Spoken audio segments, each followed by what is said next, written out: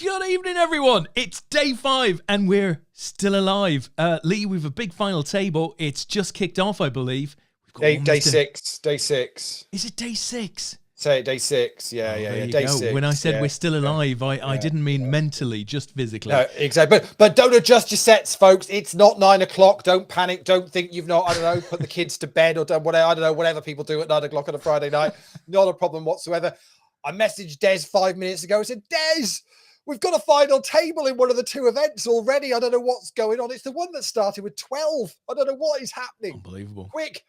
Crank up the system. We need to get live. So just before we go live, Leigh, before it is Thursday, right? No, it's definitely not. That'll be it then. It'll be as simple as that. Let's get this final up. Yeah, let's do that. So we're already there. So we have got 2 events up and running tonight.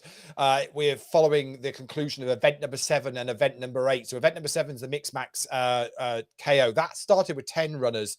Tonight it's only lost 1 player, so it's got 9, so they're still playing 2 tables at the moment. But this PLO event number 8, 7,500 guarantee in that, started with 12 players tonight. They flew down to 7 and hit this final table. We've already lost Andre Tin, who we mentioned last night, Des.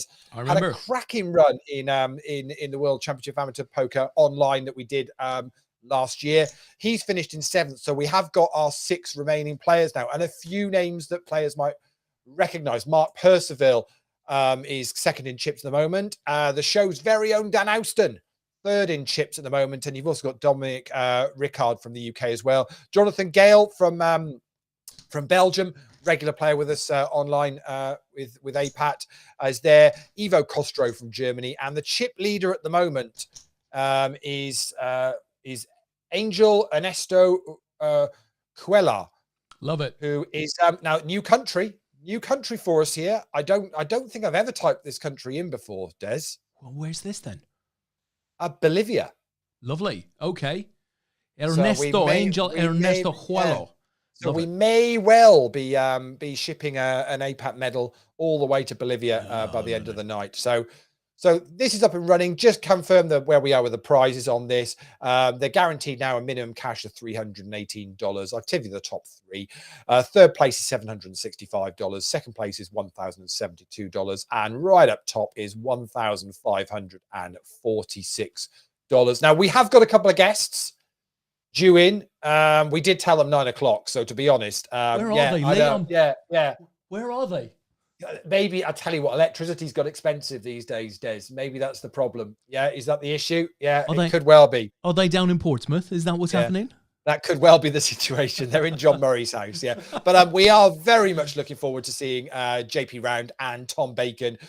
They could appear at any time. It's quite exciting. At some point, they will. At some point in the next 20-odd minutes or so, they will appear in the studio and follow all the action. Don't forget, it's the first of the 2 turbos tonight. It's event number 9, so that started at 8:05 as well. It's a 7 max turbo tonight, straight, no limit hold'em, no nonsense, none of your bounties, your 2-day nonsense, anything like that. Pick up a medal in one night. There's $10,000 guarantee in that. It's already getting close to that, to be honest. But don't forget, Dan Houston tip for you folks: late reg is shorter because it's a turbo. So you've still got late reg until the end of level 12, but the blinds are only 6-minute blinds tonight. So the clock is saying there's going to be late reg for 40 minutes. I know you also get the little 5-minute break on top of that. So 45 minutes, I reckon. So about 9:25 is going to be your last chance if you want to get into that.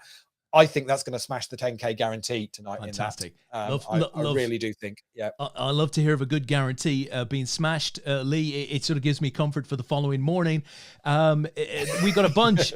We just have a bunch of people in the chat box already. Right there. They just, somehow we went live and they knew. It's unbelievable. Tony Ross is there. First in evening to you, Tony. Adam Neal is back from Turkey, right? And who should he choose to spend the evening with?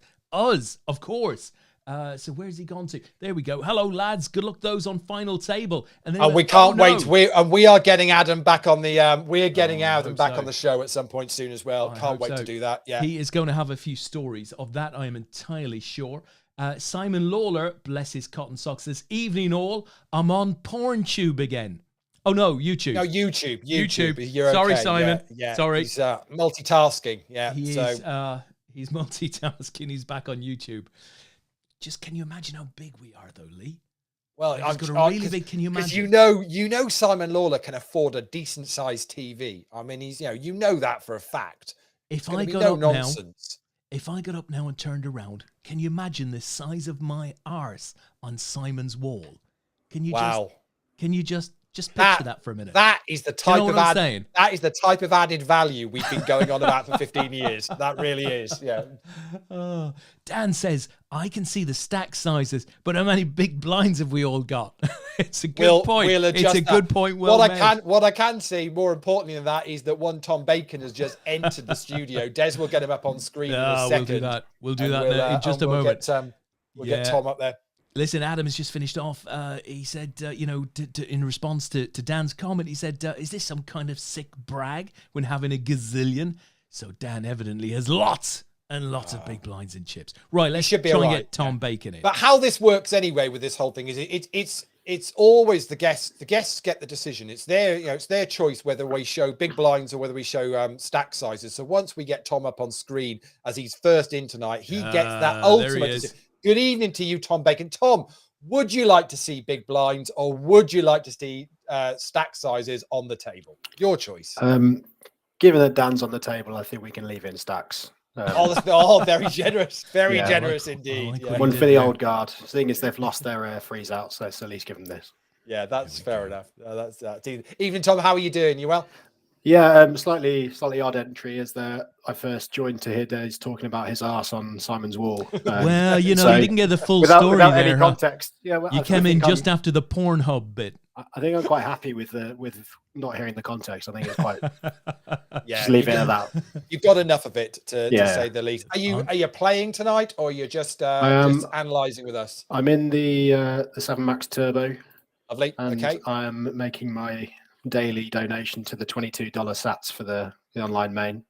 Excellent. Okay, good stuff. How's the turbo going? What are we, 40 minutes in? So we're about 6 levels in now. Yeah. Are you stacked wise? I started with 100,000 and I have 96,000. So okay. We're going in the wrong direction, but only just not that quick. Only just. Yeah. Well, there's plenty of love for you in the chat, Tom. Mostly from Dan Houston, to be honest, but that's okay. So that's okay. You've bought that. You've absolutely bought that. That is not a problem at all. So we will keep an eye on the table. We've got 2 final tables on the go now because the event number 7, the Mixed Max knockout, is now down to 7 as well. So that's hit a final table. So we'll keep an eye on that one as well for you. But obviously, we're going to focus on this one because we've got some names on here that are well known within the APAT community. So we'll follow these until we've bocked the hell out of them. And they're no longer in the tournament. I reckon 10 minutes, 15 minutes max, and we should have done the business on that one. It's difficult to know here because I can't see the big blind, so I'm just trying to work out what everyone's got. It's really confusing. Can we put another table on? Let's just put another table on. It's really, really confusing to know what's going on. But the chip leader is Angel from Bolivia, and as I mentioned earlier on, first time. I think it's the first time we've certainly had a Bolivian player, maybe even playing an APAT. First time I feel like I've actually put them in as a cash, so it could well be the case.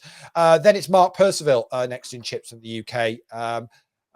Dominic Rickard after that, and then the other 3 are fairly even, sort of even. That's just over a million, but blinds are 25,000 and 50,000. So they're all sat on over 20 bigs here, Tom. So not really any rush with obviously the big pay jumps to come. Yeah.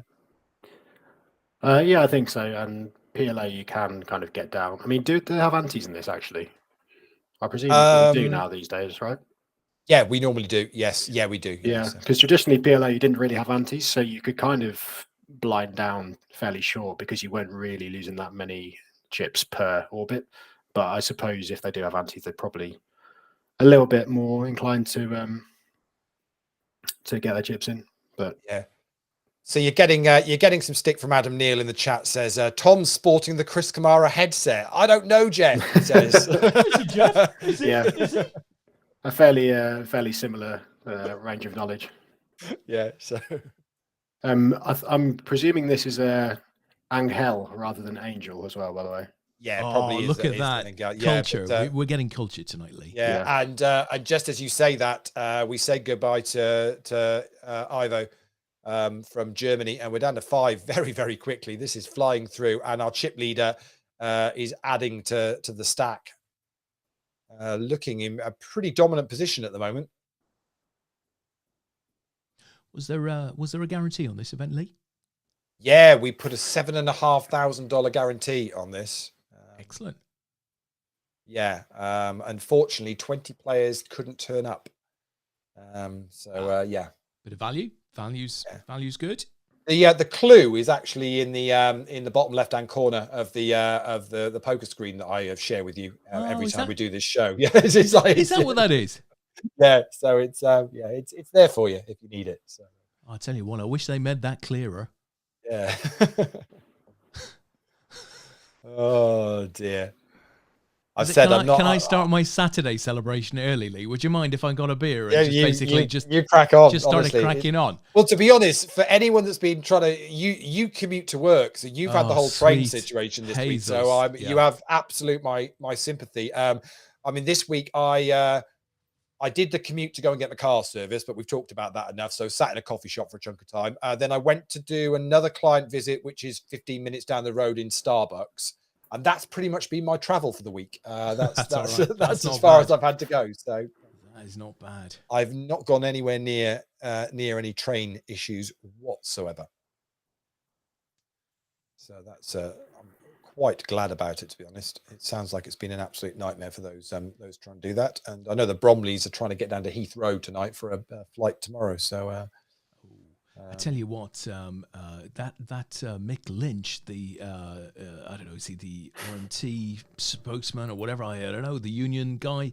He's had a cracking week, hasn't he?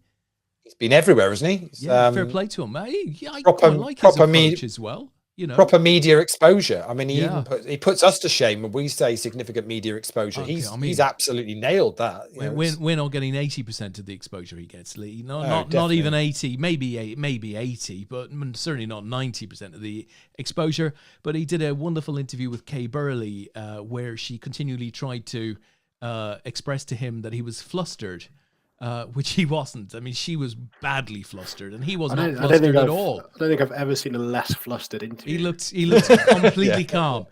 What your picket line? What they're going to do, Mick? It's a picket line. They're going to encourage people not to come to work. Yeah, but what if people want to go through them, Mick? What are they going to do? Well, what do you think they're going to do?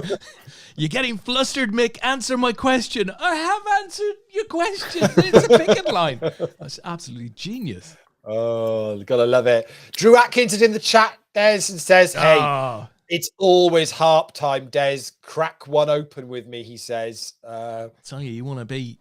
No, I'm not going to say it. It's not far enough into the weekend for me to say what I was about to say. Hey, if Stu was here now, he'd already have definitely been started. I think it was wine o'clock yesterday evening. So bloody hell, I've had a deep look, and this is all I can find. Oh, don't let JP see that, crikey! I'm really not sure about this. You're going to be in all sorts. Can't believe you brought that up before we've got JP in and locked the doors. Honestly, that's ridiculous. What date's on that? Do I even want to see? I can't tell. Oh, yeah. Only just gone, aren't you? Yeah. It's gone. What was that? Was that May? Is that five in the middle? I couldn't see. Yeah. That's May. Oh, so it's not 31st of May. Only... No, I know it's not our season, but I think it shows you how the pull of this beer in this house. As Drew says, that'll do. That'll do. That'll do. That's all you need to worry Smells about. Fine. Smells fine. You'll be okay. Don't see a problem with that in the slightest. We're 4 players away from hitting the guarantee already in the 7 Max Turbo with another 30-35 minutes of late reg in that. It looks like we're going to absolutely smash that this evening and line the pockets of Party Poker. It's going to be great. So I've chickened out. You've just gone for the water, have you? Fair enough. What I'm going to do is I'll give one of those to the kids, just see if it upsets the stomach. These players don't seem to have an issue dabbling here with the chip leader, Tom, do they? Jonathan's now doing it and got his chips in the middle. I mean, yeah, that's pretty. And look what Angel's turned up with. Wow. Yeah, I When mean, you're you can't running do good, much. when That you're was running good, you're running good. Yeah. that was blind v blind as well. Yeah. You flop Yeah. top 2. If he's got top set, then whatever. You can't really do a So lot about that. So Angel's here now with 7.4 million. What do the other three do here now? Because this guy's running absolutely golden on this final table. Obviously, we're now on the medal bubble. Obviously, we're starting to pick up the pay jumps. The guys are now guaranteed $535. Next jump is to 765. Then we're into 4 figures with 1,500 up top. What do you do as one of the other 3 players here, Tom? I think Mark is probably in the nicest position because he's got direct position on Angel, so he kind of most hands he gets to see what he does first, and also he has the button when the other 2 are in the blinds, and obviously position much more important in PLO than it is in Hold'em. So I think Mark probably play fairly tight and just stay out of the way, and then Dan and Dominic maybe kind of battling out with each other to see who can chip up and maybe get towards Mark's stack. I imagine Angel will do probably a lot of raising, and once one of the others have a decent hand, they'll just have to kind of go with it, I suppose. But yeah, they are still fairly deep, so it's not like they need to do anything crazy. But obviously, Angel, if he can carry on chipping away at these guys, then it's going to make the latter stages of this tournament heavily in his favour. Not say it's over, because you can very easily a double up and you're back in the game and whatever. But it puts him in a really strong position towards the top end of this. Yeah, exactly. And I mean, the PLO equities always run very close as well. So you're never going to, if you're getting in, you're never going to be in incredible shape or really bad shape. So he can't just start getting it all in with rubbish just to try and bust the other guys. But at the same time, he can probably take a lot of small pots down pre, and eventually, if the blinds go up and the other guys don't really chip up at some point, I'll just have to take us down, I think. Yeah, and just to be clear for those at home watching this, we're 4-handed, but we're actually sat on what are they on 50? It's literally just gone up a level, so they're now at average stack of about 54 bigs. Yeah, that's kind of distorted quite a bit by Angel having a lot of it. So I mean, the effective stack is mainly going to be like 30-ish, between 30 and 40, isn't it? I think. Yeah. But which is still obviously plenty of play. I know we've talked about Omaha on this show loads, and seeing players kind of mulling around with 5 and 6 big blinds for quite considerable number of orbits before eventually they commit to it. I mean, we watched obviously Graham Pound the other night, the Wizard, doing his business with right down to sort of 3 bigs at one point. He got a couple of ladders as well, didn't he? Yeah, it did, laddered up very nicely actually. As much as everybody sat in awe watching it happen, the reality was, he played it as probably as well as he could, considering the situation he was in.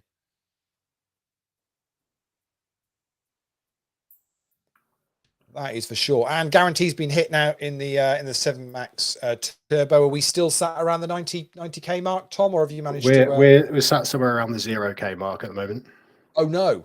Oh dear. We 4-bet all in with ace-5 suited, which probably we should not have done. Against a name, or just no, against a name I do not know. And, okay. He had ace-queen, so that is GG for us. Oh, that's unfortunate. If only it was a re-entry. Yeah. If only, yeah. If only it was a re-entry. I mean, out of curiosity, this hit his guarantee already now. So with say half an hour to go, I mean, if you bust that one, is that something you'd want to re-enter now at this point in that comp, or if there was the opportunity to, or would it be a case of, I've had my shot at that one. It's now late into the, or are you comfortable late regging last minute if you needed to? I don't really mind late regging, to be honest. I'm not really. I rarely have a big stack anyway, so I'm quite used to playing a short stack, and I think you can get quite a lot of value from it if you late reg. I mean, late regging of freeze out is kind of better than late regging if you can rebuy. Yeah, okay. Because the freeze out, there's going to be a lot of the good players have gone and can't come back into the tournament. So there is an advantage in that sense. I mean, it depends on the structure, and it depends how many blinds I was getting in with. Certainly satellites, I've read satellites with like sub 10 big blinds before. I used to do that regularly. That Mm. was my kind of success story in satellites. Would always pile in last minute. When you're down to sort of, seats are like maybe 1 in 3 or something like that, 1 in 4, and you'd look to get a double up, and all of a sudden your average stack and in the game. Exactly. So And it's pretty hard for the other players to do anything about it, because you wait to pick up a hand, you go with it, you double up or you go out. Yeah. So quite happy to take the early coin flip, knowing that then you're in a position where you say you're down, instead of being 1 in 6 or maybe 1 in 8 or something like that, you're already playing at 1 in 3 for a seat. So it's a good way to do it. I might write a book on it one day. I mean, it won't take a couple of pages. Will be all it'll need, but Yeah. One thing I probably wouldn't lay reg is a bounty. No. Just because not half, but a lot of the prize pool's already gone. And also you come in as a short stack, so everyone covers you. You don't really cover anyone. I think that's one of I think that's one of like the headline things in Dara's book on the couple of bounties that he wrote with Barry Carter is don't ever late reg them. Just literally just don't do it. It's negative EVE, not worth doing. I don't know how that would be in a mystery bounty. That might be slightly different. Because obviously the bounties aren't in play until day 2. Yeah, I was going to say, technically, then you're not worried about the bounties until you hit the money anyway. So effectively, it's kind of it doesn't play it plays as a normal comp, doesn't it? Really, until you're in the money. It kind of does, but then you kind of need a big stack on day 2 to be able to take advantage. So yeah, we were chatting about this the other day, about what the advice is, and I think there was an assumption that the strategy was a lot of players would kind of slowly knit it up to get in the money, to get into the day 2, to have a chance at a bounty. But then I think it was Natalie was on the show, and she was talking to Adam, who was playing right next to her, and Adam said, no, the way they seem to be playing it is going crazy on the day 1, because you want to build enough of a stack that not just that you have a chance of a bounty, but actually you have a chance of multiple bounties, because you've got enough of a stack to start blasting at the short stacks. And because if you can pick up maybe 2, 3, 4 bounties on day 2, you've got the more chance of picking out one of the big prizes. I think that was the logic. Yeah, that's I've only played one, which was at Dust Till Dawn, which I didn't make day 2 of, but that was certainly my thinking going into it, is that there's not much point taking a fairly short stack through, so you might as well play on the aggressive side and take some spots you might not normally take to try and get through with a lot of chips. Yeah, no, I think that's the case. I'm not hoping that we'll be able to maybe get a mystery bounty into the schedule somewhere. I think there's the slight issue, I guess, for us as an organization is where our buy-in levels are. It's very difficult to make a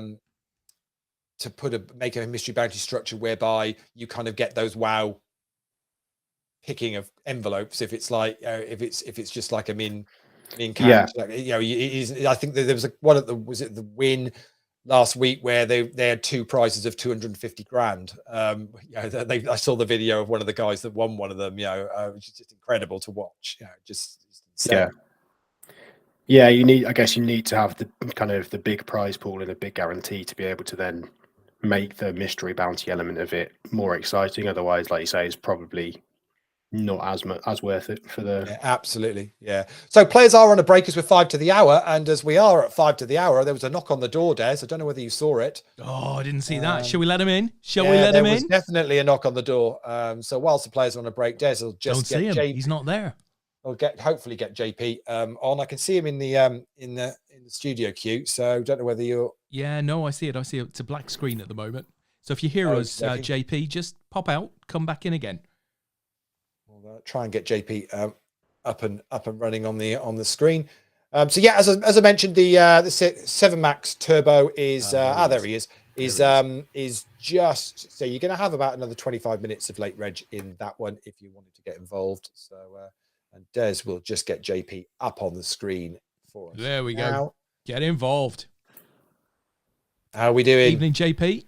Good evening, gents. How are we doing? Can you hear me all right? Yeah, can hear you perfectly well indeed. Thank you very much. I'm so glad you let me in because I could hear you twicely.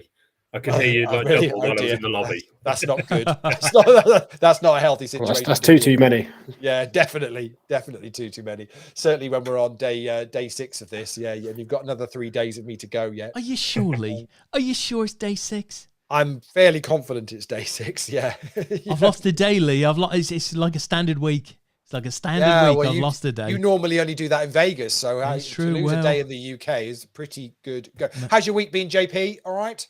Yeah, sadly not much poker. I jumped into a little bit yesterday, as you guys know. So I put a few comments in, but yeah, other than that, just normal. So now here tonight, and then play a bit Sunday as well, and then all the serious stuff next week, isn't it? If it's online, it's just practice, isn't it? Absolutely, absolutely. Well, we've got you back on the show with Stu on Sunday night, haven't we? So what could possibly go wrong? Looking forward to that. Yeah, exactly. There's nothing. And it's open house tomorrow, Lee, I understand.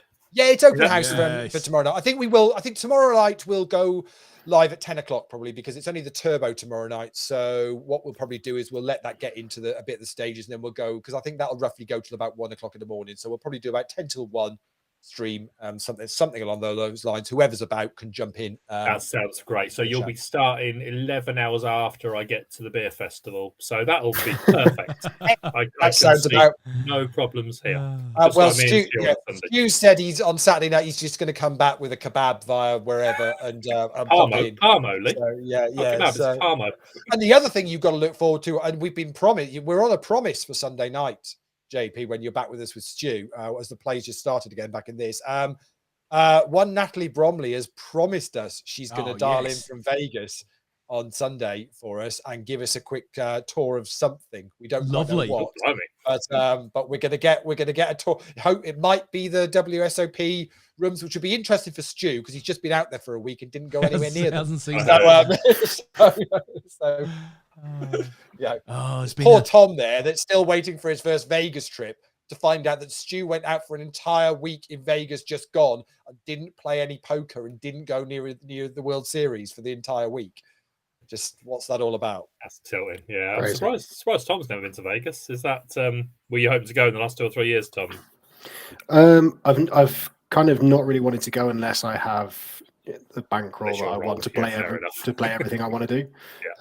So hopefully next year. That's kind of my sounds good. Loose plan. I'll maybe go next year for a different reason. Oh, okay. There's a tournament I qualify for as of next year. Oh no! We've got a significant birthday coming up at the end of this year. Oh, listen, I tell you, speaking on that very topic, JP, I see Sugar's over there, goes into day 2 of the seniors with a decent stack, with quite a lot of cash up top. I think there's about 1,400 players left, or at least there was at the start of play maybe an hour or so ago. And, maybe 1,300 get paid. So he seemed to be pretty chipper about the whole thing. Good for him. Good man, Shug. That's super seniors, obviously, with Shug, I assume. Absolutely, super duper. Nah, good luck to him. That'll be. Yeah, I think it's the senior. I think it's the seniors. No, I'm sure it is. I think it's the seniors. Dara's in there as well. He's through today too, isn't he? Yeah. Seems to be a little bit shorter than Shug. Guys, Eagle is on the move. I've just had a message that's come into the APAT show chat box. Eagle is on the move. Natalie, Vegas baby, she says. Only the 5 hours late in setting off. Now that could normally be a problem unless you're really well ahead. And she goes on to say, I'll bring jewelry home. Good luck. Can I ask her a little favour? Of course. If it's not too much of a problem. I'll Could try. you put poker back up? Is it back? Yeah. Why do you want the poker on? You've been antisocial now. Only because it's kind of what we do. Bubble, and we've got Mr. Houston there. Other than that, I'm not really bothered, to be honest. It's okay. Tony G, very own Tony G, is in the chat. Says evening all. Tony just missed out on this final table. He finished in 8th at the end for $226. So good run from you, Tony. And I can see John Sibley also is in the chat saying he'd have made that final table if he'd not gone card dead and ended up in 14th in the end. And as Dan says, you'll have your day. Don't worry, that will happen. There's always another chance, isn't there? So JP, what we've got here is one significant, or was a seriously significant chip leader in Angel from Bolivia. Lost a few, doubled up Dominic just before the break. The other three were pretty much around the sort of 1.5 million mark. So we've got Mark Percival from the UK and Mr. Austin down there as well. So medal bubble, min cash is $535. It's $1,500 up top. So I think you're pretty much up to date. Apart from Tom, I guess the point is Angel's really much has kind of been smashing this so far. Yeah, he has. I mean, it looks like Dominic's chipped up, like Dominic and Mark have kind of swapped places now. But again, Dominic's now out of position to Angel, so that's going to make his life a little bit difficult. So Angel's still probably in a pretty nice. He'll probably be pretty pleased with the stacks distribution here, because he has kind of positioned progressively on the stacks getting shorter as they get further away from him. Yeah. Blinds are at 30,000 and 60,000 for anyone that's you've got to do your own manual big blind calculations tonight, because Dan Austin is on the table and insists on it's a maths-based game. Insists on having the stack sizes showing instead. So get your calculators and pens and paper out, and you just got to work it out yourself. I bought some units, Leigh. Yeah, you're riffling away there. Just to help with the big blinds count. Right, lovely. That's all right. You've got to bring units with you these days. Are they your time bank chips? Yeah. Yeah, exactly. I wouldn't have this many left, Leigh, I have to say. I don't have you down as a tanker, Des, on the rare occasions. I wouldn't be a tanker. You didn't have me down as a what? A tanker. Oh, right, okay, right. Yeah, it's a word I've never thought of. Cheeky beggar. You know. No, I'm decisive, JP. Yeah, I'm decisive. that's what I thought. Which, to be honest, is a problem. Usually. It's really a problem. Yeah. I can relate Shug's to in that. the money. Shug's in the money in the seniors. Yay, that's good news. Hey, that is superb. Thank you, Simon, for that update. Mr. Lawler. Has Shug got himself in his team? Hey? In his fantasy team? Oh, yes. Has he put himself in? Oh, that's a very good question. That's a good ask. Who'd be brave enough to ever do that, I wonder? To go, yeah, I'll put myself in the team. Yeah. Phil Helmuth would. Yeah, I should have for a laugh. Because I think Paul is genuinely going to play a couple of events. I think that should have actually. I mean, I think Adam and make a late substitution. Natalie's playing the ladies' event, I think she said. So that would be definitely one. I think Adam might. I'd be surprised if Adam didn't play a couple. Maybe I should have just. They're playing a tag team, aren't they? Yeah, maybe I should have just put them in for a giggle and see what happens. That would have been interesting. I've definitely got a few players who have nil points so far, so they couldn't have done any worse than them. No, I've got the trouble is the usual suspects are starting to hit in a number of events, aren't they? So if you've got the likes of Phil Ivey starting to cash in a few, and I saw Chris Moorman. It looks like Chris Moorman's playing more than I think I thought he was going to this series. Whether he sees that through for the whole duration is another. But he does live out there now, doesn't he? So to be honest, it's not. I mean, sure. When does the main event start? Is that can't be too much more than a week away? Sunday, I think. Next Sunday. Bloody hell, yeah. I mean, it's the whole summer's like going. Yeah. Rapidly. Feels that way. Feels like we've done nothing for a long period of time, and then suddenly it's like, Christ, we've got to be in 3 places at once. I know. Yeah. I know. It's true. Yeah, it is. Which is a good thing. It is. But as you say, you're right with what you said earlier on, JP. This is all a warm up to the Poker World gathering in Nottingham next Wednesday for the big one. 5 days of poker at dusk till dawn. Cannot wait. Yeah, no, I'm really excited about that. It's going to be really good to catch up with everybody. The poker is a little bit secondary because I'm just genuinely looking forward to meeting up with everybody again and enjoying 5 days at dusk till dawn. Should be good. Should be good to say that. Oh, Des, some more t-shirt designs arrived today. Really?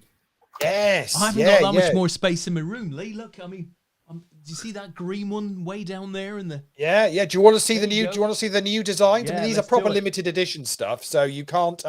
Literally, I only have a couple of each of these. So let's see whether we can get that one up on that screen. So hold on. I'll put you on the big screen. There we go. So where are you? It's from poker tournaments. Yeah, so you've got that one, right? You've got that one. Nice. We've got this one's called the JP. This one is. Oh dear. Oh, that's brilliant. It's fantastic. Yeah, You've definitely got your own press, haven't you? You've definitely got a press. Yeah, and then finally, you've used wrong Fontley. Sorry. No, I didn't want to use the proper. I didn't want to you don't get in trouble. Yeah, and finally we've got. Oh, come on. Bless his cotton socks. That's the best one, no doubt. That's the best one. Oh, we like that. Yeah. So I've got there's a few of each. So we'll find some homes for them next week when we're in Nottingham. So brilliant. Well played, sir. Yeah, looking forward to that. Obviously, JP, you have first picks on whichever one you want, or both of the two that kind of will be close to your heart. No, there's only one. There's only one choice there, and it ain't the Carlsberg, mate. I thought that might. I've got a funny feeling. I think I've got 3 of the NFL ones. And I've got a funny feeling if I give them all out and they're worn around the card room, I may be taking orders for for more of them. So guys, remembering old friends, right? Well, this is a song of drinking, and for a drink it will be sung, and I'll sing it right, and I'll say goodnight, unless they're serving another one.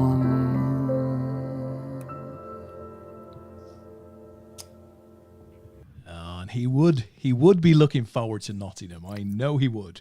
Absolutely. I once had I had a bet with Jer, one of the old either WCOAPs or possibly European, but there was a multiple day thing, and we had 2 bets that day. England were playing Ireland in like a summer warm up in the rugby, and there was a horse event, so we had a bet on England Ireland, and we had a last longer in the horse. I was the 3rd person eliminated in the horse, and I won the last longer. That'd be about right. And obviously, I won the rugby bet. Wow. Winning didn't have to be his thing. He lived life to the full in any event. Yeah, absolutely. And I must admit, I was going to ask Stu last night. I decided not to in the end, but obviously a lot of the time they've gone on over to Vegas.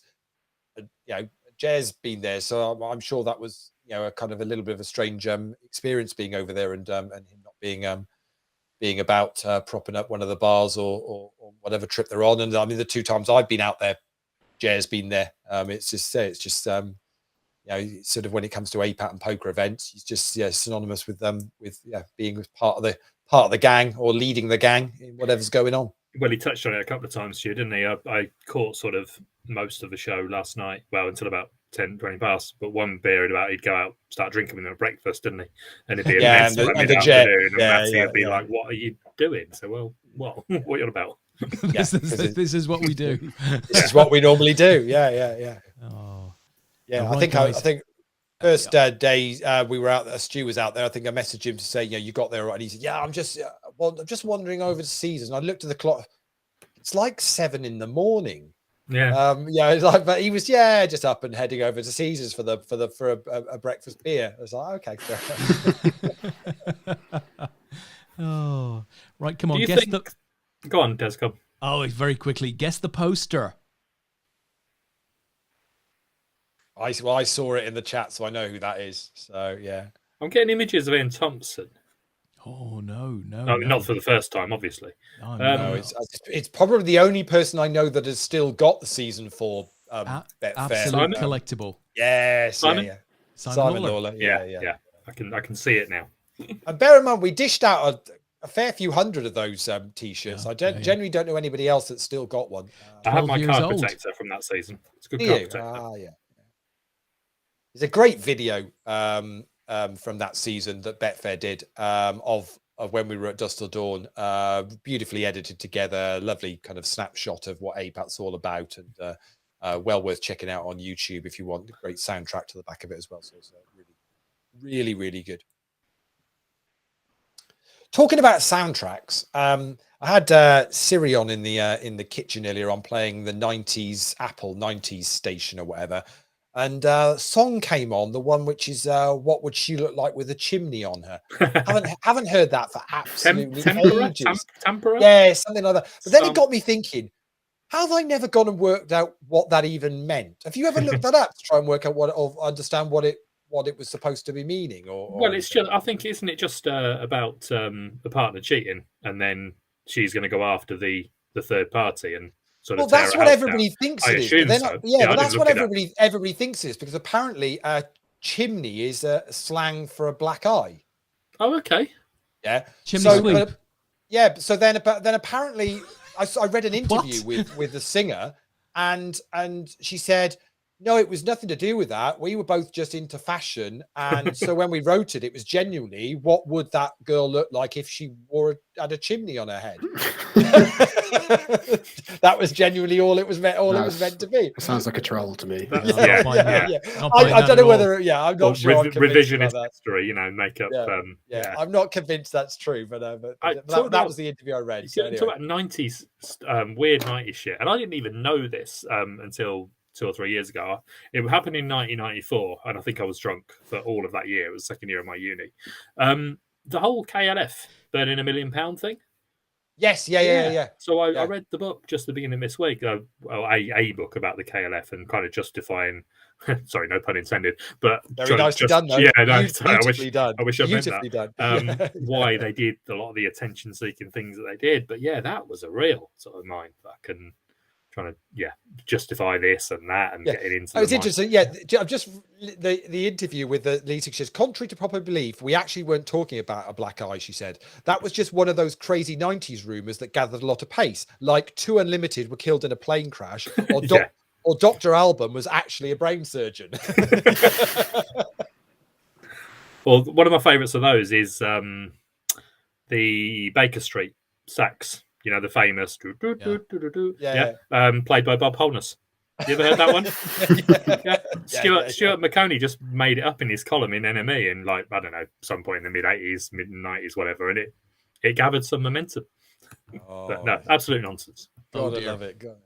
So Dan's added to his stack a little bit. It's got over to 2 million now. Mark is very much the short stack here, with Angel picking back up a few. So pressure is going to be on Mark, bottom of your screen.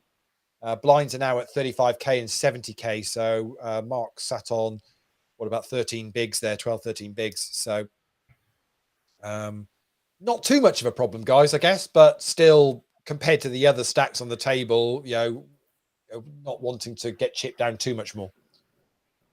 Don't know the other guys, obviously. Don't know if we do, but I trust that Dan knows what he's doing. If there's anyone I can back to get through this. Dan doesn't seem at all bothered about playing against Angle in a hand, so is quite happy to get chips in there, and is doing so at the moment with a million in the middle. And wow, another monster hand from the Bolivian player. I think Dan got away quite lightly there. Obviously, could have been a lot worse for him. I didn't see what his other two cards were, but I don't think they were brilliant kings. So I think flatting probably makes sense, especially with Mark as short as he is. He doesn't really want to pile money in with that hand. No, quite agree. Simon Lawless in the chat says Bob Holness was the first James Bond. Yes, I did know that. Yeah, on a radio. Yeah, on radio. Yeah.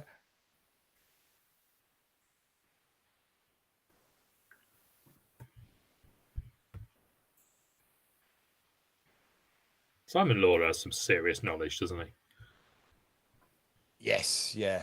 Imagine putting Simon and Tom Banks in a room together and just listening to the facts and the knowledge that they would come out with. It's be incredible.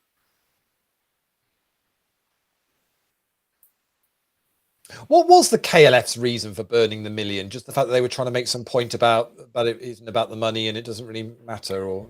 It's an interesting book because he examines a few sort of different possibilities and themes, and one of the common threads is they may have just been a pair of attention-seeking arseholes, and that is that's a direct quote, by the way, and he does keep on coming back to that. But he goes off into capitalism and everything we've seen with big financial crashes, how you can generate money without money, and they were you could make a case for them taking this money completely out of the economy.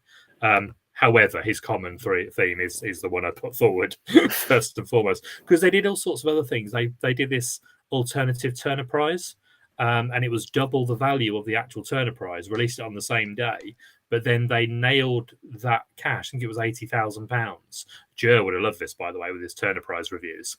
They nailed that cash to a stake outside of one of the Tate or something, and the winner had to come and get it. And then she was like quite huffy about it, and then eventually said, "Oh, we're going to burn it," sort of thing. And then actually got so far as starting to douse it in petrol or something. But I think she said, "Right, I'll come and I'll distribute the money amongst young artists." So, fair enough, but yeah, because of course I didn't know any of this until one of those discovered a podcast during lockdown. Their Grammy performance, because they were Band of the Year one year. Not Grammy. What do I mean? The Brits. And they wanted to disembowel a live sheep on stage during the performance. and the producers were like, yeah, that's kind of not going to happen. But they did, I think, have a sheep carcass there ready to throw it. And they were doing a version of one of their big hits with a band called Extreme Noise Terror. And they were all strict vegetarians, and they got the win. Yeah, honestly, it's nuts. If it was fiction, you would say that, well, this book's just nonsense. There was some weird shit going on, but there was so many. If you go back through bands they were involved with, and all the players, like they were first involved with a band in the early '80s that involved Julian Cope, Ian Brody, Ian McCulloch. A lot of Midjur, I think, features somewhere. And all these people, largely coming out of Liverpool, just wanting to be musicians. But they were good producers. They knew what they were doing, but some of the time in life, they just clearly didn't. Mark's committed to this hand, got pocket aces, which is it's going to be good enough for him. So he's going to get a double up through Angel.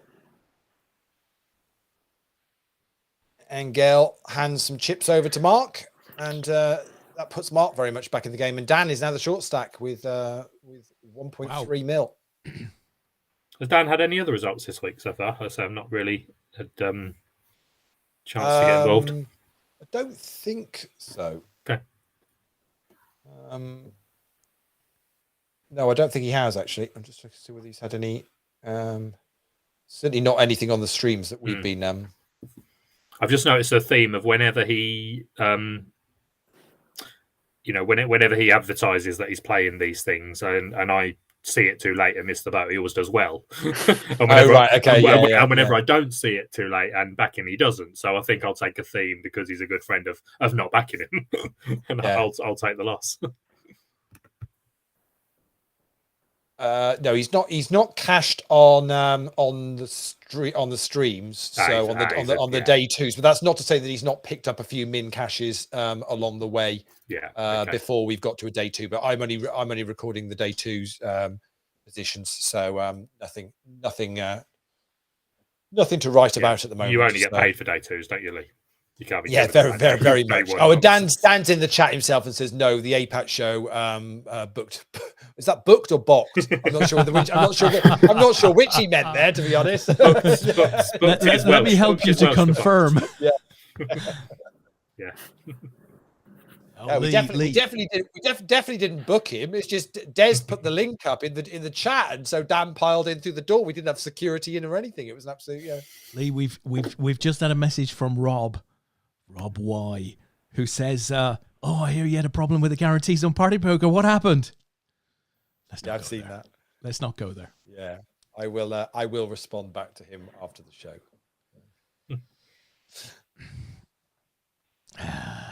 Because one thing I can say is we didn't have a problem. That's for sure.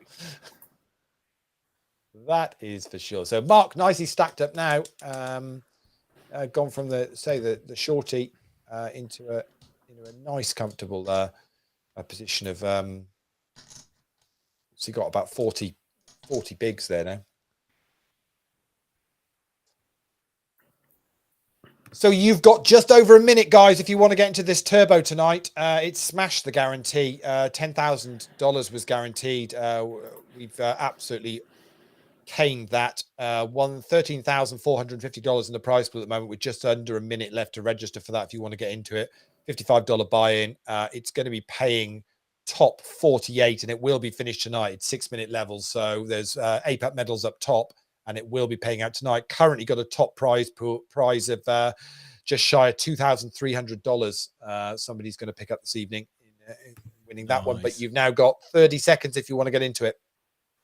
I'll tell you what, somebody's after the value tonight. Look at that. Tony Ross. Dan just won a live online day one seat. Nice. Excellent stuff. He hasn't got to worry about what to do about selling his package now for the extra bullet. So I'm not investing in Dan's package. Yeah. I heard the value wasn't there. No comment. Oh dear. And there we go. Late Reg is now closed in event number 9, 7 Max Turbo. We've ended up with 271 runners with a prize pool of 13,550. 151 of you remaining, paying top 48. So good luck to all of you. We will be having a look at that later on once this is concluded. We're down to 4 players in this. We're now also down to 4 players in the event number 7, the Mixed Max Knockout as well. There is one player that I do recognise on that particular final table, which is Dominic Ginders, Des, who you might remember from Leaderboard Ladders. Regularly plays, Austrian player. So currently 3rd of 4 remaining in that. So we'll keep an eye on that one as well. Fantastic. Listen, now Adam's put a request, Adam Neal, a request into the chat box. He wants to know if there's anyone who is capable of cooking nice food going up to Nottingham on Wednesday. What's he wanting? A personal chef? Is that what he's after? I think so. I think that's what he's after. I think that's what he's after. Well, LMK, that's like me now, isn't it? Yeah, something like that. Yeah, there are plenty of players that are going to be up there on the Wednesday. Certainly, all of the team players will be, which is going to be nearly 40 players that are playing in the team event. But obviously, there's it's going to be good. Cracking short deck comp on the first day on the Wednesday night. So just a micro meal says Adam. So, yeah. Popping in so Leigh, for 5 minutes. I got a Facebook message from someone. Who shall remain nameless, but let's just say we share a birthday, and asking if I was up for a bit of mini golf while we're in Nottingham. And then I'm hearing yesterday it's escalated into some massive challenge. It's got quite serious. Yeah, I didn't sign up for that. No. I just said, I thought, well, that'd be a bit of fun. But then we found out that Ian Witt from Team Gotham is a professional mini golfer. So it's got very serious, and Simon's talking about money and all sorts of things. Become like a scene from The Wanderers. That's what I'm sort of left with. So there's definitely going to be some golf action going on, JP, of some form or another. Okay. So I don't think we have to take it too seriously. They will. But I think we're good. But Stu was talking about it last night when we mentioned we might do foot golf instead, to which Stu was talking about pretty much how easily he could break Chris Webber's leg. Yes, I did catch that bit. On video. I mean, the lad will never learn. That can be used in the court of law. Listen, talking about crimes, of passion. This is coming from Tomo, right? Tomo, it is a crime of fashion. Simon, I may have that green and yellow shirt. I know Holdy still has hers, but I do have a very fetching Spitfire tank top, which JP gifted me in Luton. Lovely. Yes. Yeah, I'll never be doing that again because he then sent me a photo of him modelling it the following day, and let's say he wasn't wearing much else. Yeah, you still got the photo? No, it's burnt onto my retina. Oh no. Oh dear. Yeah. I know he's in a room with TC, and TC took the photo, so I'm just disturbed as to what he may have been wearing and doing. What were they doing together? Love the camera, exactly. In some form of state of undress. Oof. Not the first time. Detail. I was going to say not the last, but obviously, Phil's moved on, hasn't he?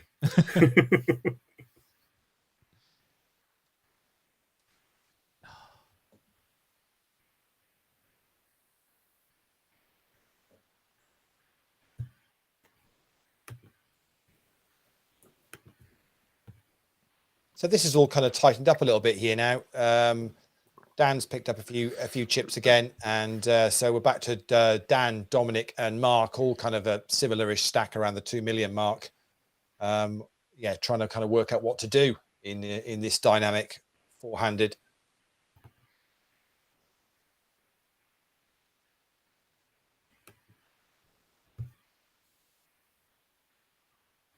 Angel doesn't seem to be as busy, Tom, as he was earlier on. I don't know whether after the double up, when he doubled up Dominic and he kind of, got his fingers burnt a little bit and has decided just to try and let this play out a bit. But he certainly isn't. I was expecting him to be kind of firing into a lot more pots.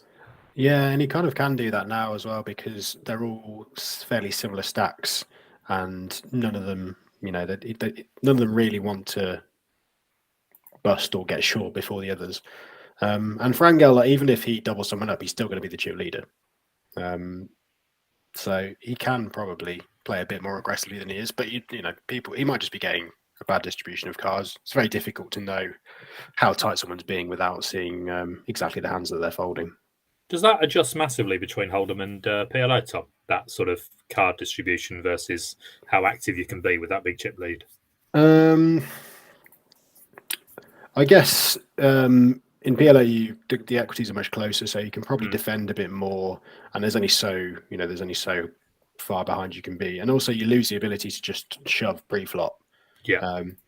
Because a big stack in this sort of scenario can make some pretty massive shoves when there's a lot of ICM pressure. When there's no limit. Yeah, good point. But PLO, you can't do that, so you kind of lose the ability to bully them loads. So maybe it's probably a bit easier, to be honest. I haven't played that much PLO tournament play, so I'm not 100% sure, but I think it's probably a bit easier to bully people in Hold'em just because you're less likely to have a playable hand than you are in PLO. Yeah, no, that makes a hell of a lot of sense. And also, it's a good point about defending. Yeah, you can obviously defend with a wider range, can't you? Because by definition, you have a wider range in your hand. Yeah. Yeah. I presume it might have even been discussed this week. Did you watch that final table of, was it the Irish Open, where Stephen O'Dwyer just had that enormous chip lead? I mean, he was all in. It was fantastic. I thought he knocked every player on the final table out. Absolutely, it was really good to watch. But yeah, so that's exactly what I was talking about. Yeah, he got to a stack size where he could just go all in, and because of the stacks and the situation behind them, like people just couldn't really call. Exactly. And then eventually, the guy he did bust in fourth, he had, I want to say, like 30 big blinds or something. And the two players behind him had sub 10 big blinds, both of them. And Steve O'Dwyer shoves with King Queen. And I think he had Ace King suited, the guy who had 30 bigs, which in reality, he should probably just fold. Yeah. But he called it off, and O'Dwyer just flops trips with the queens. So yeah, he ran incredibly well in that tournament as well. Yeah, he did. Oh, yeah, absolutely. So when you have a very good player who's running well and playing well, it's pretty difficult to combat that. Guys, John Sibley wants to know, why is Angel not hammering this? I think, like I said, you don't know exactly what cards he has. He can't just start opening any old rubbish because, you can still defend a reasonable range in the big blind, and none of them are like really, really super short. So it doesn't cost them a huge amount to see a flop. And then if they flop something good, they can go with it. If they flop nothing, they can just fold. Absolutely. Stefan is out there as well. And Leigh, he wants to know, whenever there's going to be some action besides the table, so some off-table action he's up for. I think he wants to take a spin in Herity's car. That's what I'm thinking.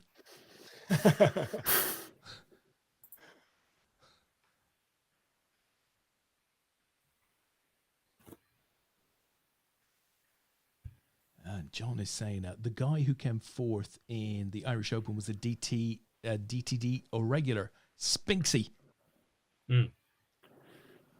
Yeah, I played with him actually because I think he was in Luton. I was on his table and he was talking about that.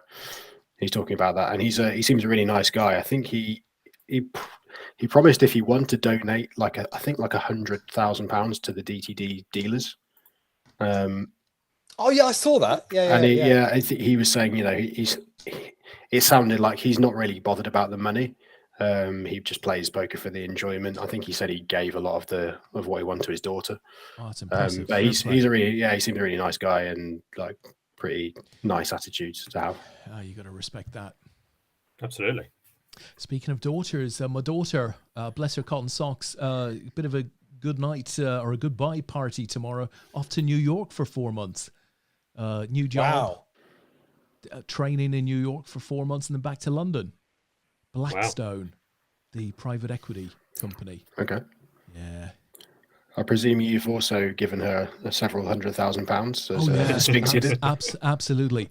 Well, no, actually, hold on. This is why Des hasn't bought a drink for the last 20 years. I think I explained to her the way that was going to work in our relationship was that she would be giving me several $100,000. I mean, I've been telling her for many, many years. She's my pension and to take good care of herself.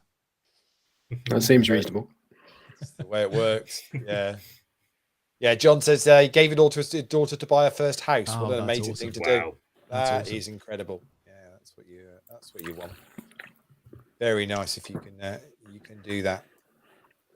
Down to 3 players now in the Mixed Max knockout. Lost Daniel Camacho from Brazil in that one, so still a possibility. Well, we are sending an APAT medal to Brazil now, Des, in the Mixed Max knockout because good. Leandro is currently chip leader in that one with only 3 of them remaining, so he's definitely going to pick up a medal. Just got to work out what color it's going to be. Don't forget, if you do win an APAT medal and you want to claim that, the easiest way to do it is just to go on to apat.com/medal, pop your details in there so we've got your delivery, your address details and all that, and then we can ship it straight to you. It's far quicker than us having to request information and through party or whatever. So that's the quickest way for you to do it for us, so we can get your medal to you as quick as possible. That's right. If you just pop your bank details in there as well, we can handle the customs charge before we dispatch the medal.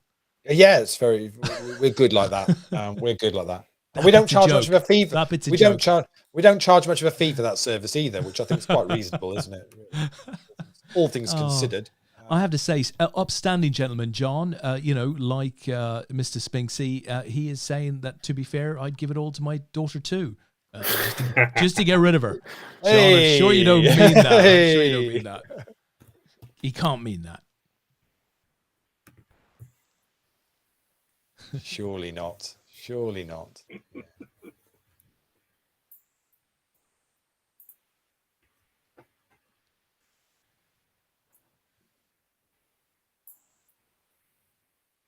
So is somebody going to grab this tournament here and really go for this? Dan certainly has the game to do it. We know he's got the ability to see how it's playing out and think, well, actually, I can just take this. Do you think that this hand might be an example of that? Maybe it's got 3 players in it now, so we've already got over 500,000 in the middle here. I feel like Dan, from what I've seen of his game, is someone who probably isn't really going to be too bothered about busting in 4th. He'd rather just go for the win. Yeah. So I think, I don't know. I mean, I don't know any of the other players, but it seems like no one's playing super loose or aggressive. There's not been that many big pots. So, I wouldn't be surprised if Dan can start to put some pressure on the other 2 stacks as well. Now he's covering them by a little bit.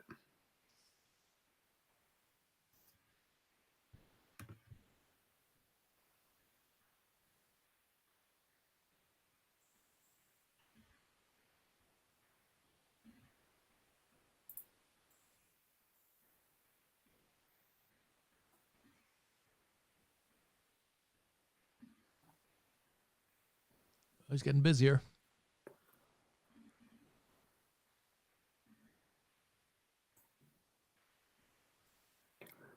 JP, you and DTD for the whole thing next week? Yes, mate. Yeah, coming up Wednesday morning. They're till over Sunday night, and I'm playing the main on the Saturday. So, what was your selection criteria for which day you were playing the main? The other events I wanted to play. Simple as that, I think. Okay. Also, a little bit of timing, I think, factored into it. So I'm trying to remember now, because I originally was going to do Friday, and then so I'm now going to play Bounty, which I don't normally target, but I think I was maybe put off the Mixed Max by how terrible I am at heads up. which Yeah, it's it probably doesn't matter. Yeah, Just get a massive stack, and then you get to play against the short stack and just go on it every hand. Go on and win it in one sort of kind of thing. But yeah, that was the main thing. Now I'm really looking forward to it. I think it's with APAT, it's been mentioned on this show many times. You just meet people over the years that just become like proper type mates that you're really looking forward to see, and almost become an extension of your family. And then then there are others that you just become people you can tolerate. And I'm sharing a house with two such people that I put in the latter category. So I'm looking forward to it. There we go. So yeah, it's going to be fun. It's all good. Yeah, it starts on Wednesday morning. I'm heading up Wednesday morning to JP's, picking JP up on the way through, so we can keep we can do the environmental thing and keep costs down and all that kind of malarkey as well. So we're trying to do our bit for the planet as well, aren't we? At the same time, so. Absolutely. Yeah. Whereas Des will be firing at the Ferrari. Absolutely, 100%. 100%. Yeah. If you go back far enough in our live stream series, you'll get the story of my arriving at TTD in Matt Dale's Lotus, which brings back some rather sore memories, I have to say. Yes, no, exactly, yeah. I think that was the night we had Joe and I want to say Laura on. Yes, so. It would have been. So, yes, that was a night and a half. Yeah, that was it. So Tony G's in the chat saying he sees professional poker player Paul Voltaire was fancy spinning. Well, Paul was playing. Pab was playing the other night. I'm not sure whether he's still classed as a professional player. I don't think he is. I wouldn't have thought so. I don't think he really plays anything like what he used to. I think he has other things going on in his life these days. So this is where you've got to be you can be careful, because people can fluctuate from being a professional player and playing full time, and therefore their earnings to not. To be honest, I think the story. I think the story Thin was brag. all about this line, Lee, not about the previous line. There we go. Yeah. It's a little bit of a brag, but that's okay. That is okay. Lee, I feel the need. Do you feel the need, Lee? Do you feel the need? You're back on your Top Gun thing again, aren't you? Yeah. There we go. I'm we amazed every time out. I'm amazed every time you play this. We don't get stay on air. From YouTube. Yeah, I'm really. It's like Tom Cruise's lawyers aren't knocking on the door, going what's going on? Yeah. APAT, sounds like they've got money. Let's go after them. It's whenever you play that, it always reminds me of the clip from Seat Wide Open, where it's Jesse, isn't it? Right. Is we've got him to describe Top fantastic. Gun, and we've given him the picture where he's just got his. Oh, listen, no more spoilers. I'll I'll play it at the break, okay? Yeah. It's worth it. It's absolute quality. Bear in mind, we don't tell them in advance what's coming up, so they have to literally think on their feet with it. And he really did come up with a great 1 minute. We so have to bring that back. That was such a lot of fun. It really was. He seems like a really nice, entertaining guy, Jesse Sylvia. Yes. Yeah. Lovely bloke. Yeah. Lovely bloke. Although I don't think we could did we get him to sing in the end? I don't think we did. Well, we sent the invite out saying an evening with Norman Chad, and he was very nice about it. I mean, he didn't mention at any point where the hell Norman was when he turned up and it was the two of us. Yeah. Was it Jesse, the one that wouldn't sing? We got him to do everything else, and he just wouldn't sing. Dara sang. Yeah. You sang "Bread of Heaven" or something for Jesse, if I'm not mistaken. I think I stepped in for Jesse because he wouldn't. No, well, definitely wasn't bread. It might have been. I think what it was now. Was it It wasn't American Pie. It might have been American Pie. Actually. I think we had with Brandon Shields doing a bit of Oasis. I mean, yeah. Things that And we've asked people to Dara, do. how we got Dara to sing, I'll never know. But Fantastic. he said it was the worst bit of TV he's ever done in his entire life. Fair enough. Oh dear.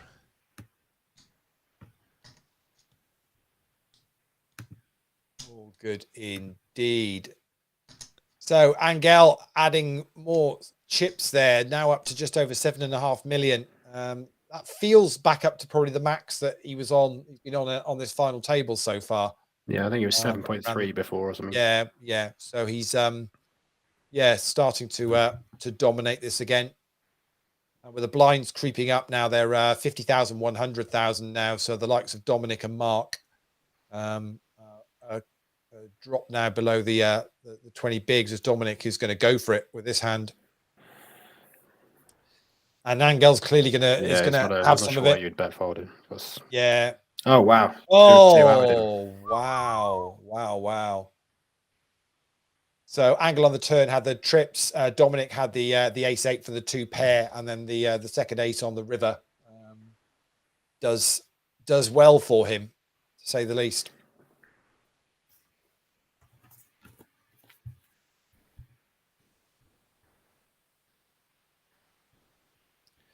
The 7 Max Turbo flying through the numbers. We've lost nearly 2/3 of the field already, and we're in level 16. So we're flying down towards the money in that.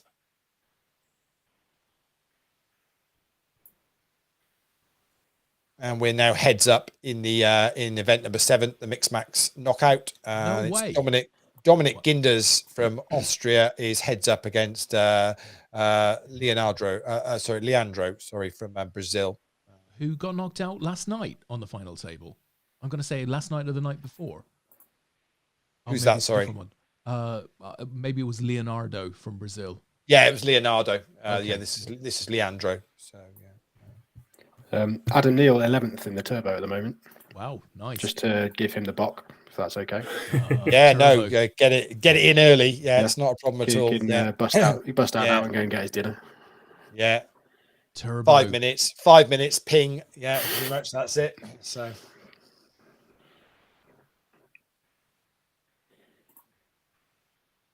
I'll tell you what, Turbo brings back memories, Leigh. There's more memories to be had in Turbo.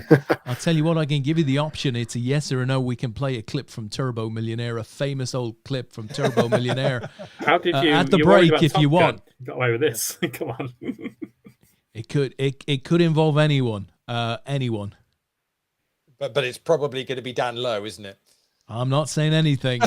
Yeah. I'm gonna stand in my side corner and say nothing. Yeah, it's it does feel like Turbo Millionaire should come back at some point. Definitely, I think so. Maybe. I'll tell you what. What about Saturday night? Right when we're all getting tanked up, we'll bring back a celebrity version of Turbo Millionaire. I put together a quality penalty shootout game. You JP. did. It was fabulous. Okay, you'd love it. I trialed it once with Des and got Jen to play against Des. Des is never playing again. He says no chance. I'm not playing. I refuse to play anymore. But basically, it's you pick a subject, and then you take alternative times to guess whether one of the answers that you think is in the list of sort of so it could be like it could be the kind of the top 10 countries in the world beginning with the population wise beginning with the letter I or something like that. So basically, if you get one that's on the list, you score your penalty. If you don't, you miss your penalty, and you play against each other alternately. Okay. Des was rubbish. Are there 10 countries beginning with I? I'm not sure. That may have been a slightly poor example, but I'm trying to think what we did. Actually, what was it? Was it cities beginning with L? I think we did. Cities beginning with L. So I went through my list. I had Lagos. I had I had all sorts of really interesting Lisbon. I had all sorts of really interesting capitals beginning. I was short one or two, and I was going, I just can't do it, Leigh. And he's saying, but it's a really big one. I'm going, no, I mean, I thought Lagos was a pretty big one, and it can't. I've done a few of them now. I can't get it. And he went, but it's really quite close to you. And I'm sort of going, well, no, can't do it. He says London. London. Right, yeah. We've just lost Mark. Unfortunately, Mark. Unlucky Mark. Mark Busto, at the hands of Angel. But I was able to roll out that used Irish excuse of, well, we didn't have English geography. We didn't do English geography at school. No, I don't know. Yeah. Where again? Des, haven't you lived in London? That's detail, JP. I'm calling you from London. That's detail. That's detail. Just putting it out there. I did. So surely Dan is committed to this hand, guys, because his chips are in. Angel's going to call it. Here we go. Well, the queen deuce on the flop. No. Yeah, the three would just would you be surprised? No, Angel had a queen. That doesn't come as a surprise. Dan's going to depart in third place. Unlucky Dan. Picking up $765, and of course the all important APAT bronze medal. We're heads up now. 4-1 Wow. chip lead here. Do we see any other winner? Really? I think it's going to Let's be. see whether Dominic. Let's see whether Dominic Ricard can get back into this, win a pot, big pot, and very much come back into this game. He's 3-betting the first hand, but this is probably not. Well, here I we guess he's go. got an overpair then, because he's probably not going to have that much of this board. Yeah. And it's going to be enough, though. It's going to be good enough. That's balanced things up pretty quickly, isn't it? Yeah. Very much. To say, it only took one hand, doesn't it? And they're back to fairly even stacks in comparison to how it's been for a long while now.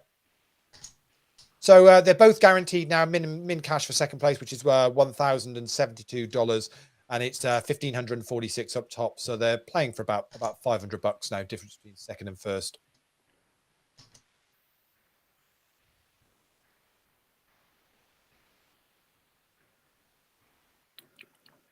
I mean, how much does your game change now once you've got heads up and it is just one opponent? I guess Don't ask me that, Lee. I guess your the hand strength that you need to win the hand is kind of less, so you have to kind of adjust that you don't want to overfold too much, and maybe value bet a bit thinner. So I think a lot of the time you'd like 2-pair is going to be good, even if it's kind of, you know, a dangerous looking board.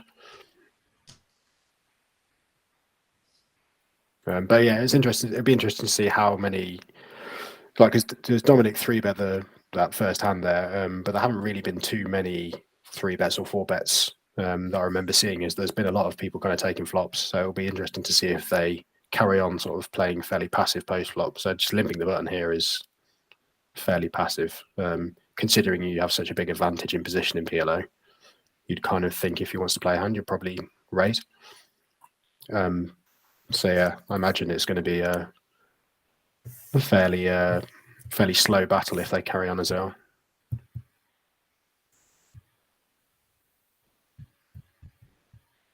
Yeah, I mean, obviously we're yet to get to a final sort of a heads up in any of the comps we've had this week where both players haven't been pretty well stacked lines wise. So it certainly hasn't been any sort of crapshoot towards the end of these tournaments. The structures have been absolutely superb, I think, for what's on offer for sort of a two-day comp for a $55 buy-in. You cannot fault the structures that have been in play. Can we change it to big blinds now that Dan's gone, or is that too much of a run? We can do that. So much better. It's just so much less to read. Oh dear. Dan will have switched off now. Can't find something else to do. Right. Oh, well, it'll be multi-tabling many other things. Well, I'm going to assume he probably was in the turbo. Whether he's still in the turbo or not is another thing altogether. But I think Angel called him with a pretty questionable hand as well to bust him, so he might have rage quit after that. Yeah, he's probably online buying some more trainers with that third place money, investing in stock. Well, he'll already have been he'll already have put his bronze medal on eBay or Facebook Marketplace or something. I suspect so.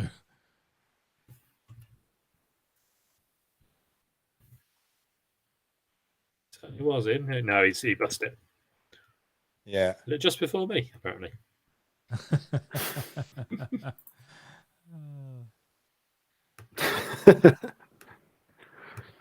Poor lad. JCB's gone. JCB's moved on, Lee. He's got a pretty big chip lead here, which I did not see how that happened. Yeah, he's, you got to give him credit. He has turned this around very, very quickly. Dan is anti-railing Angel now.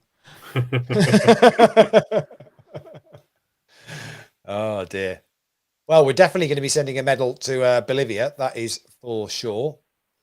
Anthony G from YouTube, Lee. Spot on, read the structures. So I don't know if that's our Tony G. If he's on both Facebook and YouTube, that's impressive. I'd imagine so. He's probably he's probably got 2 TVs at home. Oh, these young poker players, with these days their tech. Yeah. Has, Anti-screening. Yeah. I saw there was an email today, but I haven't read it, or it might have been yesterday. Have the structures and rules for the unusual events been communicated yet? Everything is up. If you go on to apat.com/WCOAP, everything is pretty much on there now, I think. And Tom was taking questions if necessary. So okay.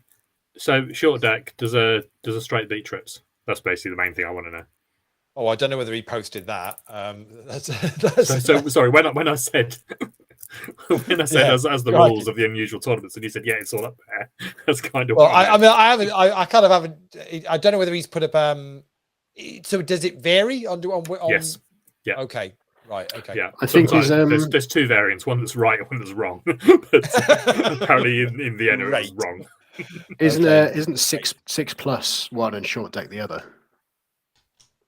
That's what I might have made that up, but I've seen it referred to as short deck and 6+. Yeah, and I've seen that as well, but I didn't know. I just thought they were two names of the same thing. I didn't know. I have a feeling maybe one has one way around and one has the other. Okay. I think the general consensus. What do you prefer? Well, I think it should be straight beat strips, because the logic of holding 10 jack against on a 7-8-9 board, you're drawing dead against a pocket nines as an example. Yeah, I think it makes more sense for the gameplay, even though I presume making a straight is easier than making trips, which is probably the reason. Yeah, I get it. Hence, because flush beats the boat, right? Yeah, I think that's always the case. I think. There we go. We're on break. I am luckily playing in the team event, so I don't have to donate £55 to that prize pool without knowing any of the rules. You didn't play in the end of then, Tom. I didn't either. No, I don't have any idea on the strategy for it, so I played enough events without having to dabble in the ones where I have no idea what I'm doing. Ah, dear, oh dear. So yes, Tony G has indeed switched over to YouTube. His phone battery is low, and he also wanted to see our faces on the big screen. There we go. Thank you, sir. Right, let's do a bit of mystery. Turbo Millionaire. Right, should we just play this clip? See if any of you remember this. Right, we have a name locked and loaded in Facebook Messenger, ready to call, Des. Okay, do it. Let's do it. What could possibly go wrong? I can't even remember what happens from here, but let's do it. Okay.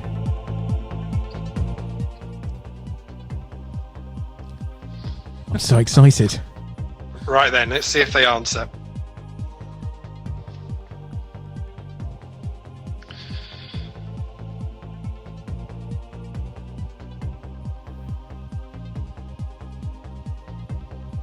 Does that make Bilbo a White Walker? Oh, God. We brought it to a dark place tonight, Leigh. A dark place. Right, hello to our caller. What's your name and where are you from? James Barber from Vista. It's Barber. Hey, James. How are you? How you doing? Yeah, good. You okay? I'm really, really well, thank you. It's been quite a while since you and I had a chat, my friend. You were a great help to APAT, particularly back in season 2. You were modding and doing regional stuff, and that's quite a long time ago. Those were uncomplicated times, my friend, weren't they? They were. So you're gonna play Turbo Millionaire. Do you understand the rules? Do you need me to call this out to you again, James? So you can just say, no, Des, I'm calm with this. This isn't the most important thing in my life. Shall we just go forward? The only real question I had was, can I interrupt you, or do I have to wait for? No, you can. It's your time. Listen, it is your time. There's one thing that I can't influence. There is a slight break between question 2 and question 3. Should you be fortunate enough to get that far, I can't do anything about that, but it's the same for everyone. I like to call that my dickhead point, right? If you fail prior to that point, you're a dickhead, right? You didn't know Des had a dickhead point, did you? Well, you got to find a sort of a reason behind every little gap in a thing like this. So that's the dickhead point. I'm pretty sure you'll get beyond the dickhead point. Goodness knows I've failed in testing many times. That will not come as a surprise. But if you've got 150-50, James, right? So if you come across an awkward question, you're not sure, don't be shy. Don't be that man, right? Just say 50-50, Des. So here we go. Okay. Feel nervous. The pressure. Now, I don't want you typing these questions into the internet. That's going to kill your time, James. Okay, don't do that to us now. Okay. First question, and your clock will start when I ask this question. What would you expect to buy on the Amazon website? Pets, plants, furniture, books? Books. Correct answer. Well done. Question 2, James. Which vegetable has a purple sprouting variety? Broccoli, carrot, courgette, pumpkin. Of course, the dickhead. He's just short of the dickhead line. I would have said, this is it. Could be a 50-50. I mean, carrot, a purple sprouting variety. Do you want to go for that, James? Yeah, let's go for that. Carrot. Why not? Oh, it's the wrong answer. The answer is actually broccoli, you dickhead. What were you thinking? What were you I just want to thinking? be a dickhead. He was a good sport over it. I hadn't heard that before. I'd heard about it, but I hadn't actually heard it. Oh, that's fantastic. It's not as harsh as you made it sound, but it's funnier. I thought it was. Just bad timing. Just bad timing all around. There's a couple of absolute corkers on Turbo Millionaire. That one, the Dan Lowe furniture one, is hilarious, absolutely hilarious, and the Steve 40 audio technical problems is just brilliant. And I've really good. Yeah. I've found another one, Leigh, which I can only musically describe as "Papa Don't Pee." Oh no, you can't play that. I've got that one. I've got it. You can't play. You can't. Are you play sure? That. It's just a little tinkle. He would be devastated Before you hit play. Have you seen the disparity in the PLO now? Yeah, it's absolutely huge, isn't it? To say the least. It's Dan. It's the anti-rail power of Dan. It's not. It's clearly Dominic. Yeah, he's destroying. Yeah, you kind of think, is this just a case of you just try and get this over with now, or do you still want to not want to double your opponent up? So if you've got absolute bag of spanners, you just hold back and wait. Can we not have John Murray coming in the chat with his facts? Facts aren't always welcome. But to be he's fair, right. I know he's right. To be fair, what John has said in the chat is exactly what James Barber was trying to explain to us. Yeah, and I like that. And actually, I like the way he says originally, like it was a rebrand. yeah. And then a marketing meeting. That's fantastic. You could say probably, JP. You could say they probably were purple. You could, yeah. Back in the day. Looks like Dominic's about to win here, by the way.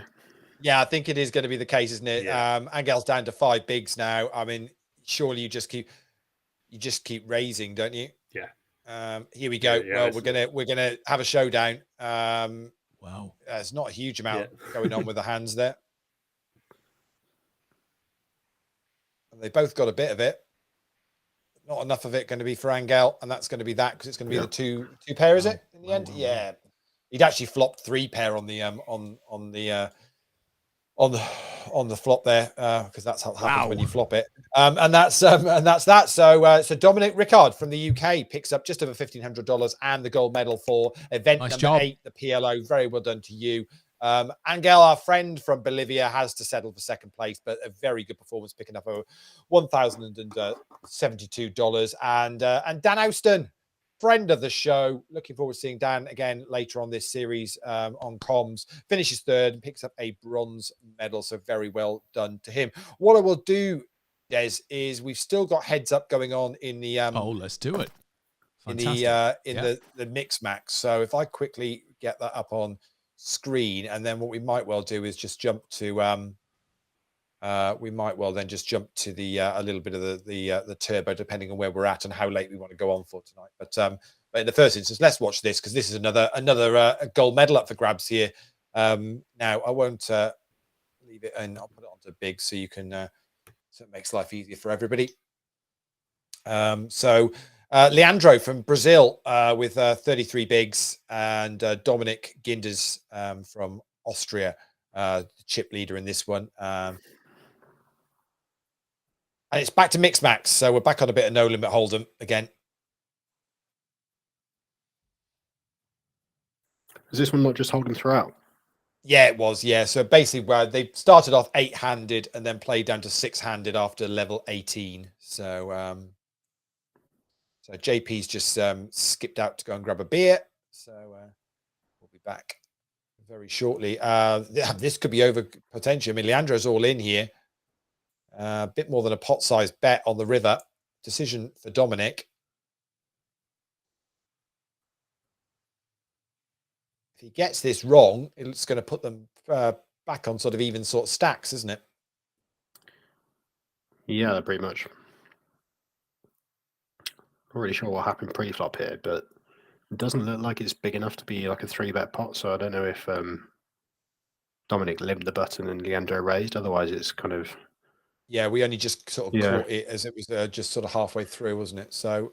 okay. Oh, he's made the call at the Flop end of the set. day with 7-6. So he'd hit top pair, but Leandro had flopped the set. And Leandro now does take a chip lead, 75 bigs against Dominic's 55. Tough one for yeah, Dominic. difficult to know without seeing all of the action. Because I don't know if whether Dominic limped the button there or if he raised. Yeah. And then I didn't see the action on the flop. So, but I mean, yeah, they're hard to make a pair in heads up. So, yeah, difficult one to know. And obviously we've just coming into this cold, so hard to know again what these guys have been playing this final table now for a couple of hours against each other. So we're coming in and picking up the dynamics as we watch. can we do we know how many bounties they have so far? Well, it looks like they're pretty much even Stevens. They've both got 304 on the screen, so I think it's fairly even. Yeah, they've both taken exactly, or actually they're 20 cents different for some reason, but $583 worth of bounties. And they're now guaranteed, both guaranteed just over $2,000 out of the prize pool. Nice. So they're effectively playing for here about $1,200.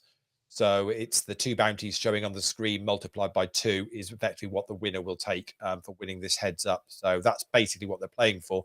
And other than that, they're level pegging on money that they've earned from the comp so far. Nice. So that's going to be the way this will end. James from the UK, who finished third, picked up 231 in bounties plus $1,400. So he picked up about $1,600 in the end. And that was James Barnett, who finished in third place, picking up the bronze medal. So very well done to you, James. If you or anyone that knows you is watching the stream or watches at a later date, very well done indeed.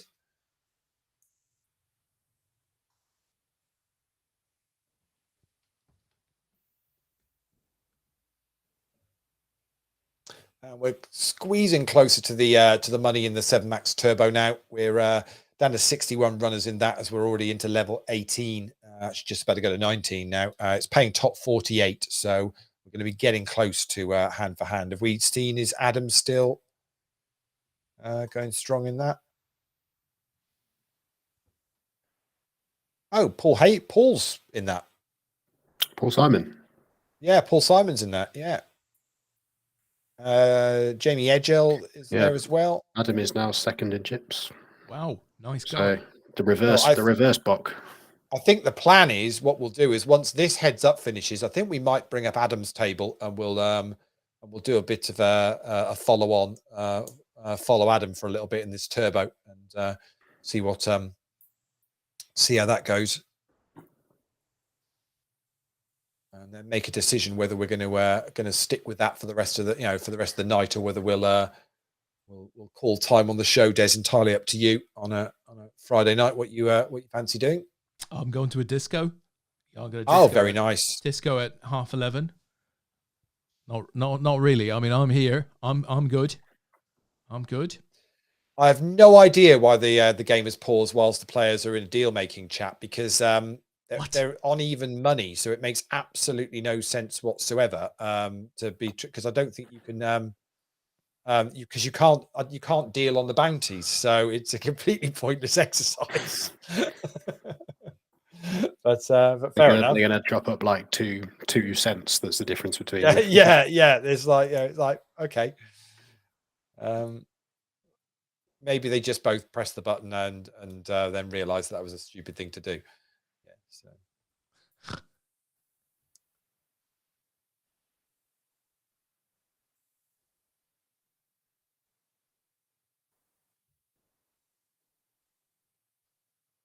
So yeah, Drew is also in the turbo as well, sitting 8th and hunting gold, as he says. Nice. Hunting gold. Nice. So yeah, in a nice spot there actually. Drew's sat with about what's he got, 755k. So yeah, sat on about nearly 40 bigs. So in a nice place there. And Triplin is Tiplin. Triplin's on the spiced rum. Very nice. Nice. Is Drew SA? Yeah, that's the one. Okay. Yeah, I remember the phrase, but no context of what it was about. You've got to say it with passion. Drew SA. Yeah, we've never actually kind of 100% worked out why, but yeah, he's Canadian. He's just got really mean mates. Yeah. So as John Sibley says, what was the ICM split on the 2 cents? Yeah, pretty much that's it. Maybe they just wanted a quick toilet break, so they decided they'd just go into just press the button. Buys a few minutes. I presume they didn't realise they couldn't chop the bounties, and then found it very disappointing when they got into the deal making bit. Yeah, and it's not got anything to offer you, unfortunately. So Adam is now chip leader in the turbo, so we'll definitely get over there and block Adam as soon as this one's finished. Yeah, this is just how the box starts. You have to. Yeah, you've got to make build sure it he up gets up to first, then put him on the screen, and then he busts straight away.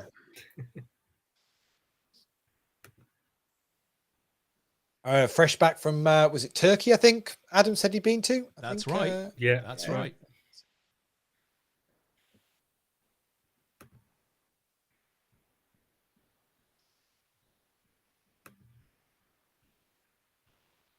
So Dominic is a regular player with APAT. We see him online quite a lot, playing the leaderboard ladders comps and some of our championship stuff over the last sort of couple of years. So fairly newish to APAT, but say regularly gets involved in the online stuff. And he's going to be the proud owner of an APAT medal after this comp tonight. It just depends what color it's going to be.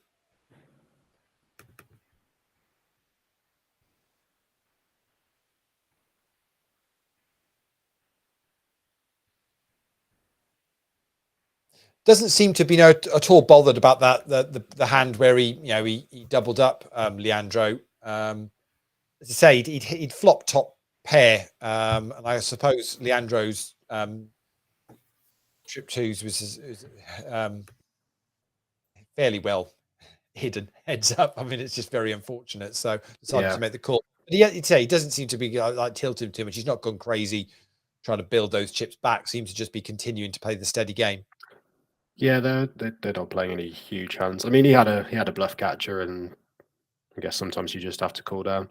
It's difficult as well. I think there were overcards on the turn and river. So if Leandro is pretty aggressive on the flop, then when he's by the time he shoves the river, he's only representing like a very, very strong hand, and it's quite hard. And having a pair on the board kind of blocks some of the like 2-pair flopped hands that he could have. So calling it down with a 7 seems probably quite reasonable in that spot.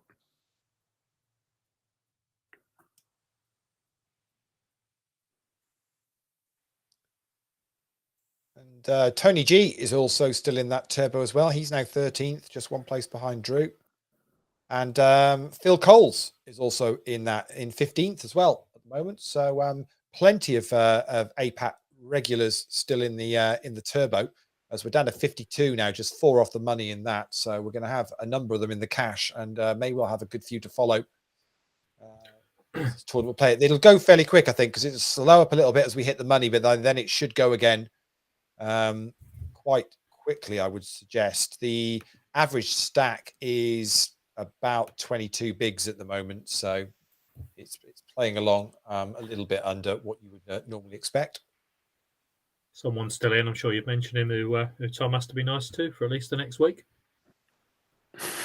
I mean, it's advisable if I'm nice to him. It I is, don't know. yeah. I don't know if I have to be. It's a fine line.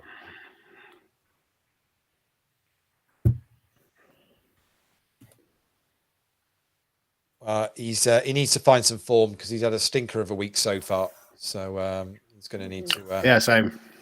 I'm zero cashes for however many events we've had. Oh, you don't want to waste it, yeah. Well, yeah, exactly. Get all the run bad out of the way on the online. I think when do you head off to the boot camp, Tom? What's he got arranged? I don't want to reveal any of our secrets to the opposition teams. In case the Welsh bug the venue, as if they'll be pissed and their boot camp is going to the pub, I think. So, a random trivia question for you. I was just thinking. So, this is the last what I was drinking. Let me get the big screen on so you can see. Can you see that glass? Yeah, there you go. See the glass, it looks bigger than it is. Perspective. It's it's not very masculine. It's the last drink I was having before this beer. Lou decided to make a cocktail. Trivia question. I don't know, some random prize at DTD. If you can tell me the name of this glass, you know how you get you can get like a tumbler and a chalice. Not for you three, by the way. For anyone who can be bothered to.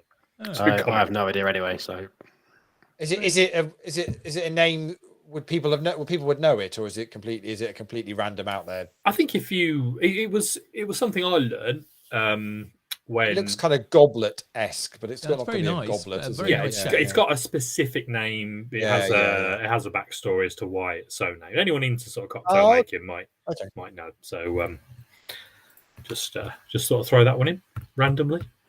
Well, to be honest, we're doing really well this week with kind of pop quizzes with people. I mean, the Wonder Stuff one went on for literally 2 hours, and nobody even got close to know where you were supposed to have been, JP. It was. I finished off. It was painful. It really was. I busted on. I think you were talking about it when I busted on about 10:20, and then called it an early night. So I kind of left it there, and I think. Yeah. But the thing is, John Sibley says a highball.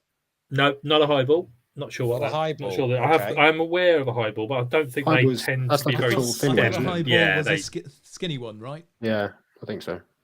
But at least he's named a glass, which, to be honest, is a good start. It's a great start. That's a great start. Yeah, I'm hoping this is a genuine question, JP, and not one of your wind-up ones like the cricket one you did last year. I don't think the cricket one was a wind-up one because it is definitely a wind. It was a pun. It's a trick not question. An actual stat. This isn't, by the way. Yeah, but the cricket one was absolutely a trick question. But I put it out there. I told Stu, who was the wrong target audience, because I told him to think laterally, and he said, I have no idea what that means. No, but this is just a genuinely straightforward question. It's just because of the turbo random stuff, and I was putting that glass away. I thought, this might vaguely get into the category of interesting. I'm probably wrong, but it's something. I think they call it filler, the professionals. Oh, right, yeah. Drew is asking, is it a snifter? I get a sense that a snifter is quite a lot smaller. It's not a snifter. I'll look up a snifter because that gets used for a little, we'll just have a snifter, doesn't it? Drew is saying a harp holder. It could almost certainly be a harp holder. Can't find anything wrong in that. Yeah, it looks too small to get a can in there. Surely not. Probably needs a handle to be a proper harp holder. Snifters are coming up to be more like a big brandy glass in shape. But oh, really? Brandy glass in shape, but bigger. This has a longer stem. Yeah. I can almost get my Yeah, you do look quite dainty when you hold it. I look JP, dainty on the glass. Yeah. But all together, the combo together is quite a dainty. Well, a lot of people haven't met me. You have explained that I'm 9'6", haven't you? Yeah. It's almost like a slightly obese martini glass. So Rob Holworth says a tulip. There we go. No, that's more of a sort of style of pint glass tulip. Wow. Who knew? I mean, we're getting an education here, guys. This is good. There's a backstory, and it's about, I think, a couple of cocktail makers in New York who came up with the name. They were Italian. Clearly, it looks a little like the Holy Grail. It does actually have a little bit like a glass version of the Holy Grail. Yeah. Only someone with like a biblical type beard could model it. It's not quite what it used to be. Where's Stu when you need him? It's not bad. It's really not bad, JP. So your appreciation of the the industry goes beyond the actual product itself, extends to glassware and all of the accoutrements, does it? I don't know about goes beyond. I mean, a lot of people will tell you all this glass for this type of drink and this for this. And some of it's grounded in logic. Some of it, there's maybe a bit of a sort of placebo element to it. But yeah, whatever. I mean, these people, you shouldn't be drinking that out of that. Do what you want. I certainly want to avoid becoming one of these, you're doing it wrong kind of things. Just do what you want. Yeah, but you like craft beers and fairs and tasting events and stuff like that. Yeah. So, of course, you're not only seeing the product, you're also seeing what people are drinking it out of, and it makes sense that you would be asking questions and learning about that sort of stuff just as you're going along. Yeah, well, this actually learnt at Lou's mum bought us for Christmas, one of the Christmas during lockdown, so I had to wait a while to redeem it. Sort of a day at the Bombay Sapphire place, which I don't know if you've been, Leigh. It's not far from you. It's a really cool building. They've got this amazing sort of greenhouse where they show off all the botanicals. Get up if you can look that up. The Bombay Sapphire. Whereabouts is it?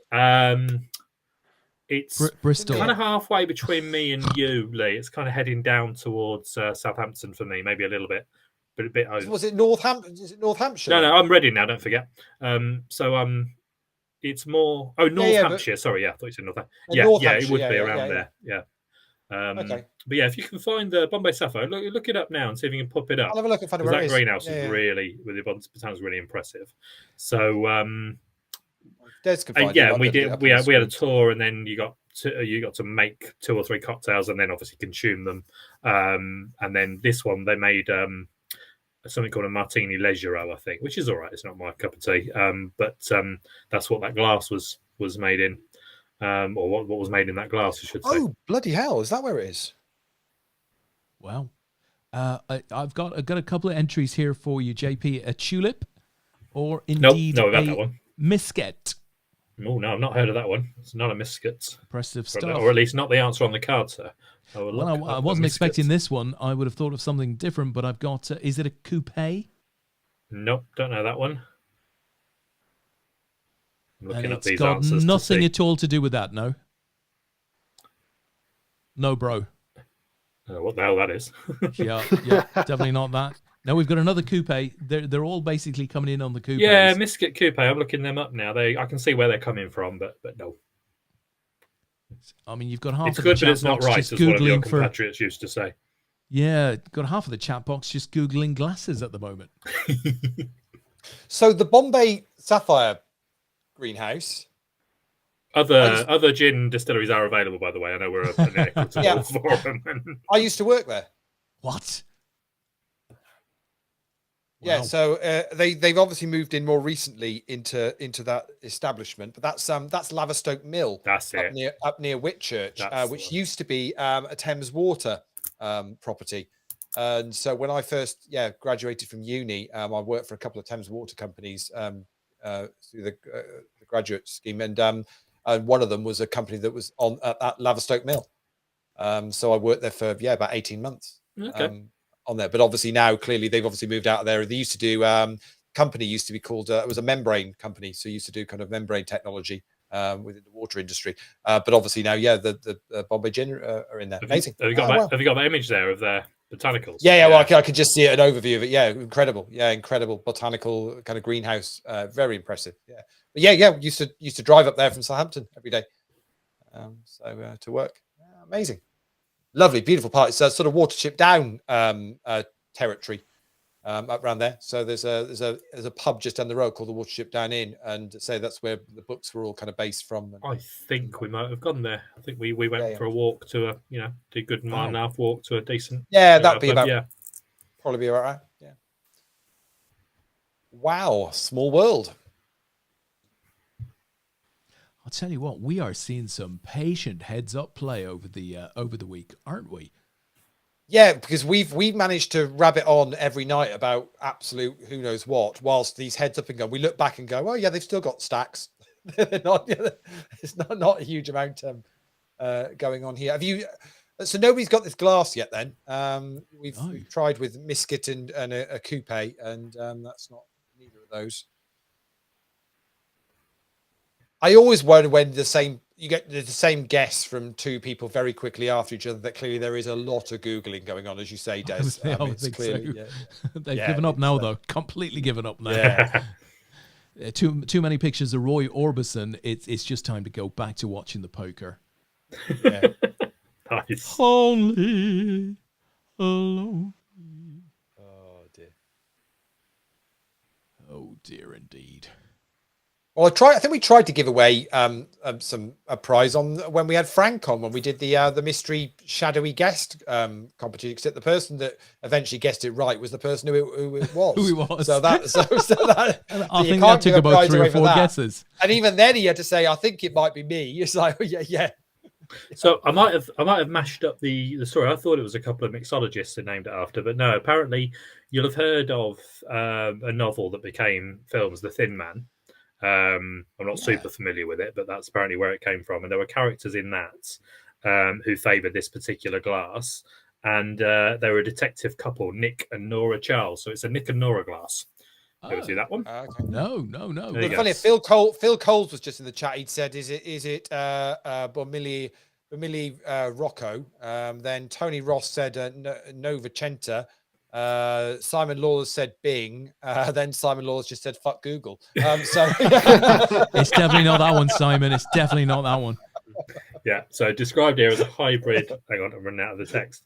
It's a hybrid between a martini glass and then the intro ends. So it's a hybrid between a martini glass and something else. I think I got that one right then. Yeah. We're on the pure bubble in the 7 Max Turbo. 49 players left, and we're paying top 48. So good luck to all of you that are in that. Unfortunately, one of you is gonna miss out. But would you like me to finish this heads up, Lee? Well, I can do that. Okay, finish? I'll finish that. Well, I'll play that Jesse Sylvia clip. It's bound to finish in the middle of the clip. Whilst you're playing that clip, it's just the way it works. Go for it if you want to, because they're playing low ball poker. There's nothing huge going on. Let's do it. So there's a little clip of some of the streaming stuff that Lee and I have been doing over the last year, and we've got a lovely piece of Natalie in here as well. But Jesse Sylvia and Rob's in this as well. Rob is definitely in this. Jesse Sylvia, did he finish runner up in the main event, Lee? Yeah. For like 6 or 7 million, a lot of money basically. You don't point asking me. Tom's the font of all knowledge on this kind of stuff. He's a lovely Wikipedia for poker. He's made a few quid, and Lee and I nonetheless were brave enough to ask him to do some stupid stuff, of which one is contained within this clip. 60 seconds. Here we go. I'm not gonna have a ton of bluffs, so I definitely need to size down. When you have very little bluffs, you want to size down because you can fit in all of your bluffs with your value range comfortably without a big bet size. I had been banding about in my mind over creating a really long form vlog for this World Series. We have a Bundesliga professional footballer in there. I'm not going to say any more, but he plays in the Bundesliga. I mean, the last tournament I played was the £1 million buy-in down in London. It's about looking at the data and the stats. Okay, so there's a guy who aspires to be a fighter pilot, right? But he has this one issue. His thumb is stuck pointing straight up. Influencers are doing the exact same with the exception of exactly the vloggers. And look at what they've managed to accomplish. There we we go. There was a few extra people in there, Leigh, as well. So Adam I think Neal in there. Well, I was going to say the only question that comes out of that anyone is asking is which was better, Adam Neal's curtains or my curtains? I have to say, you had a very impressive pair of curtains. I do miss them, Leigh, I have to say. Things just haven't been the same around here since they went. Oh, the days of lockdown haircuts or lack of haircuts. Yes. I didn't know about any of that, by the way. And since you first mentioned it, an hour or so ago, I've spent the whole time thinking you were talking about Jessie May. It was only when you put the actual clip up, I thought, that's definitely not. I was like, Jessie May came second in the main event? That's right. Do you remember the time Jessie May was heads up in the main event? Yeah. 1986. If only. Yeah. We've said the seat wide opens that we did are just absolute quality. Great fun for a couple of hours.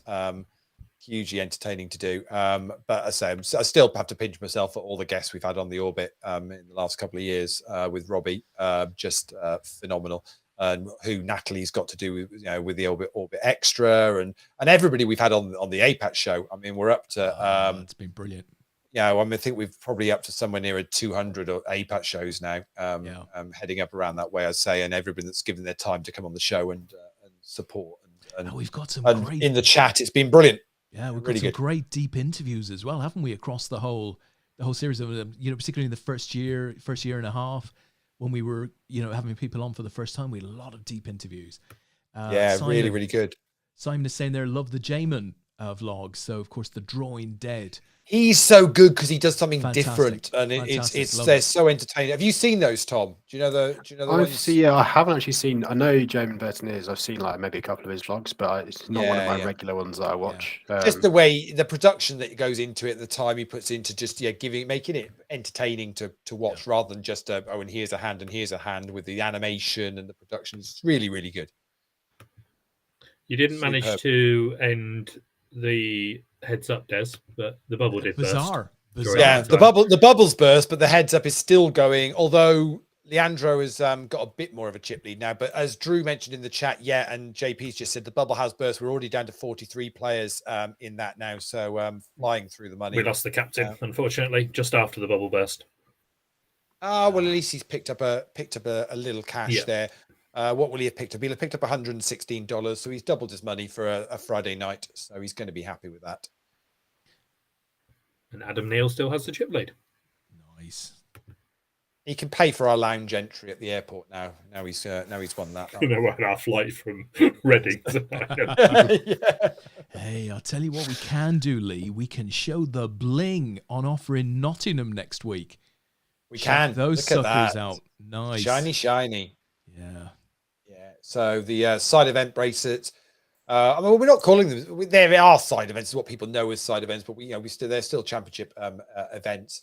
But then the main event bracelet at the front there, which is a stunning solid silver with a 18 karat gold vermeil on there, set in with it's got Austrian crystals. Sorry, what was that? That as well. What was that last bit, Leigh?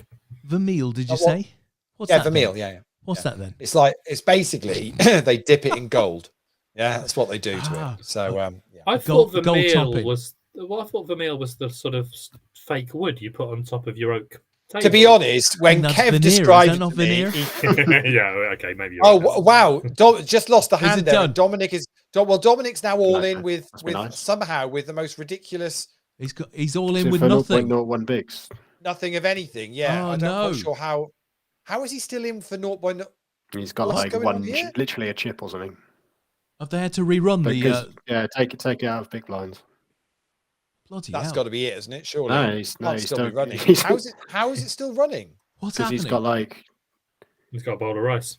He's got he's up to 7,500 now. No, he's not, is he? He's gone now. How did that take 3 hands for that to happen? That's weird. Because he had like 0.001% of a big blind, and then doubled twice to 0.008 of a big blind. Wow.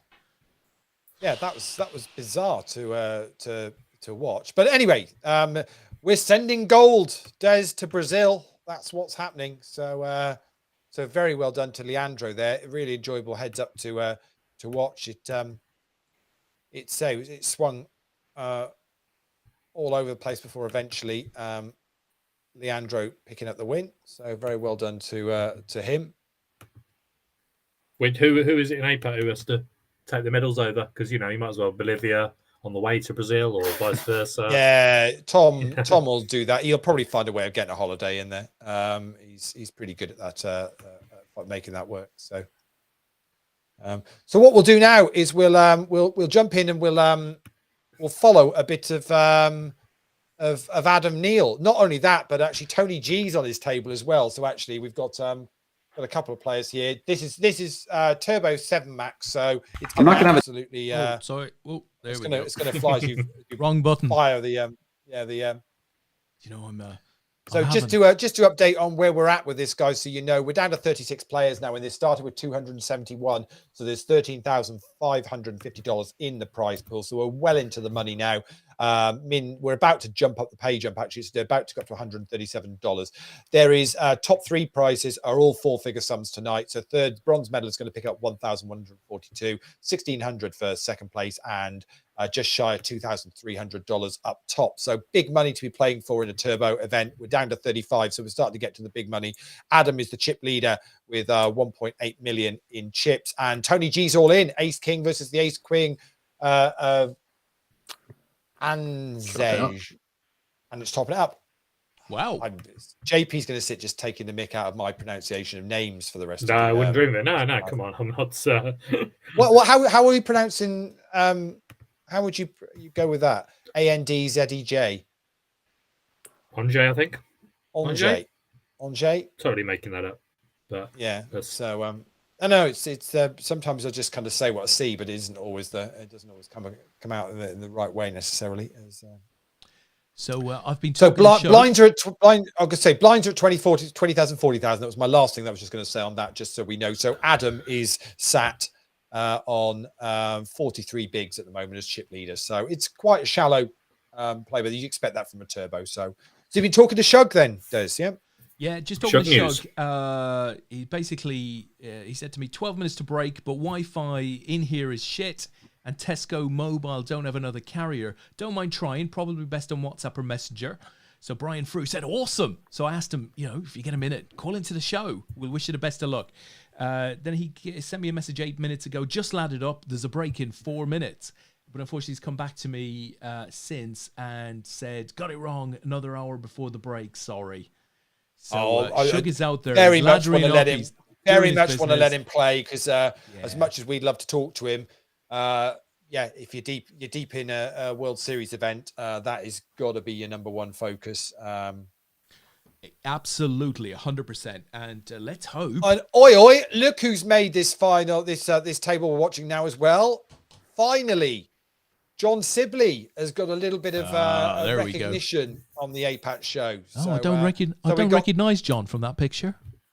No, he's not aged well. But so we got Tony G, we've got John Sibley, and we've got Adam Neal on this table. What a perfect table to follow for a little bit. See if we can see some of the action. Certainly, Tony's not messing about. Chips all in the middle again.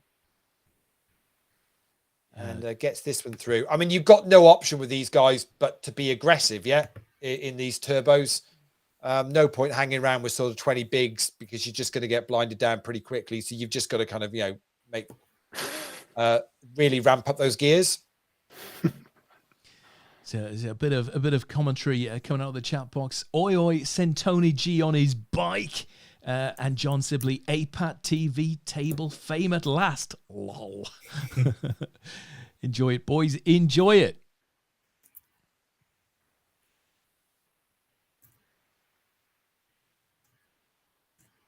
So what have we got? We've got 30 odd players left, Leigh. 31. Yeah, 33. 33. Yeah, okay, it's pretty small here. Awesome.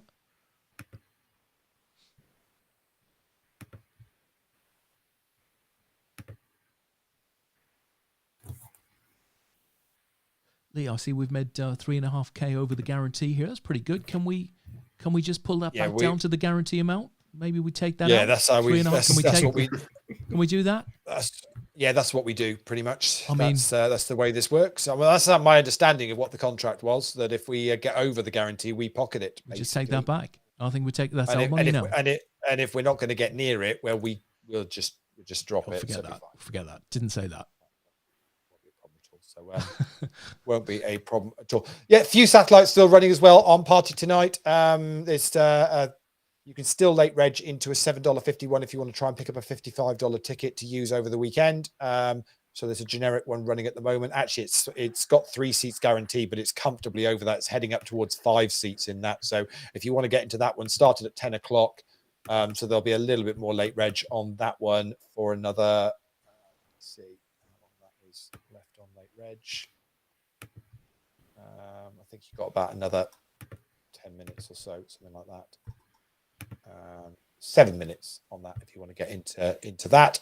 So that's going to probably hit 5 seats in that. So that's a generic one. So you can use those $55 for anything over the weekend we've got left. So you've got another turbo PKO tomorrow night. So that's another 1 day similar to what we've got here, but with a knockout element to it as well.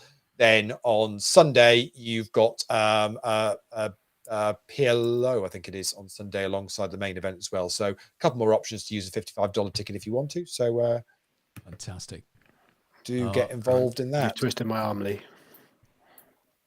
Yeah, it looks good value in that.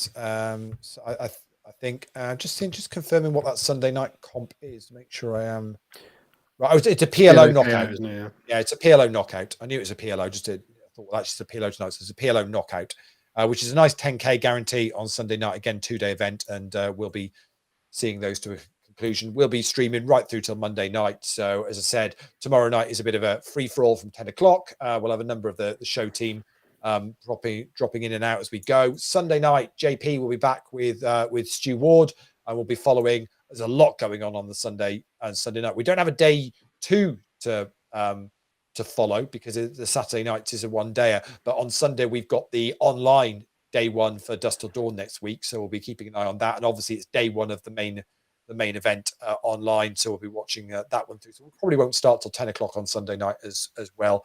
And we'll do a couple of hours then. And then on Monday night, we've currently got Dan, Austin, and Paul back in on comms for the main event day 2. But if either of those make the day 2, then we might need to change it up and look for some others to come in. But we might also get a couple more in as well for the last one of the series. So, sounds like a plan. Tony G and his bed. What is it about Tony G and his bed? There we go. About time. About time, big lad. Right. So Adam adding nicely to his stack here, and Tony G is. Do you think a couple of his buttons might not be working? He's just got he's only got the all-in button that's working. So, but it's doing the trick for him because he's going along nicely, whilst the others are starting to see their big blind stacks dropping significantly. They're only on 6-minute levels here, so you can't hang about. John Sibley is now all in this hand.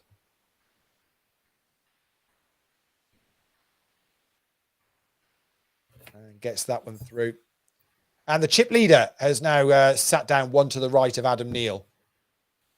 So we do have a new chip leader. Adam is second in chips now. And the chip leader, you won't work that out, Des, I wouldn't have thought, from David William G. David G. I told you that is a well-known APAT. I could give you a really super clue, but we'll go with a well-known APATer. Dave Green. No, not Dave Green. A previous WCOAP main event winner. Dave Garden. Of course, it's Dave Garden. It's Dave Garden. Yeah, Dave Garden. He's chip leader at the moment. So Dave and Adam, between them, first and second at the moment. We're down to 28 runners now in this.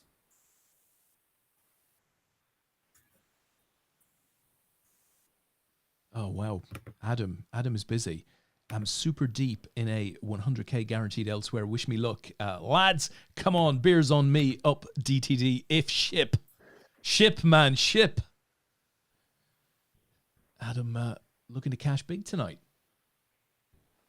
Oh, Drew, what's he saying? Drew SA is heading out to pasture shortly. Crack it goodbye, Harp. The time is nearly here. And so, I think it goes something like that. Trish says, nice little table this now. Good luck, gents.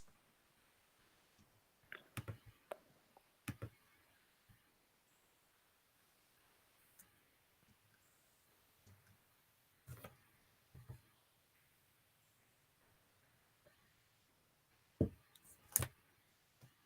tell you, is there anything more noisy than that sound of white noise? It's like just this little...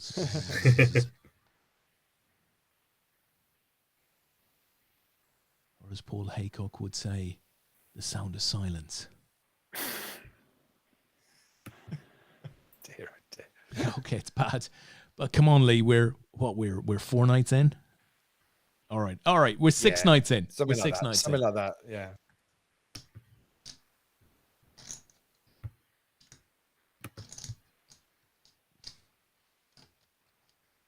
It's all very calm here, guys. All very calm.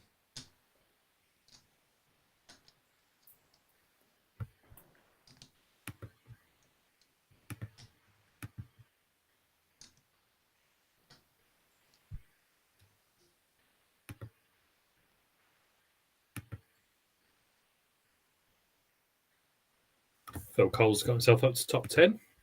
Has he? Wow, nice.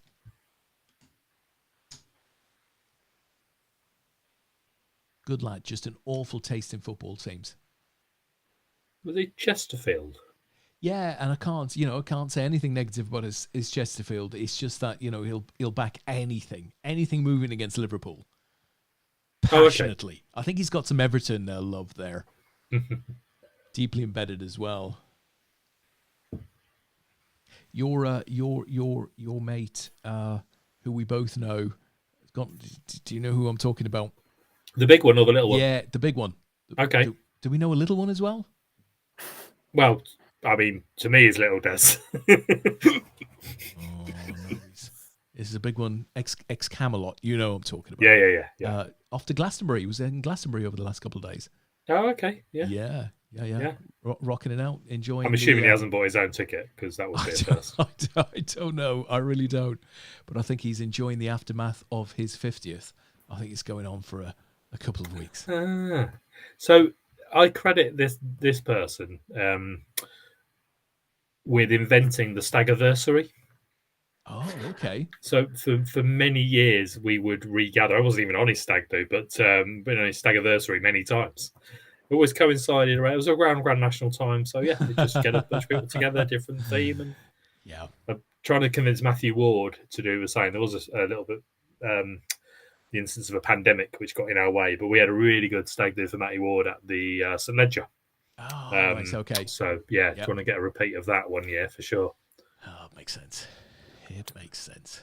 Does the stag still get bullied on a stag-anniversary, or is it a bit more civilized? Yeah, I think I don't know. I mean, maybe we should set some guidelines. I think maybe you just tone it down a little bit each year until, but maybe on the 10th you need to ramp it back up again.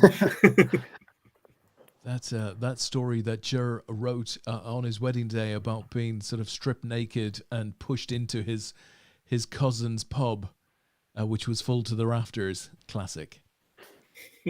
Classic.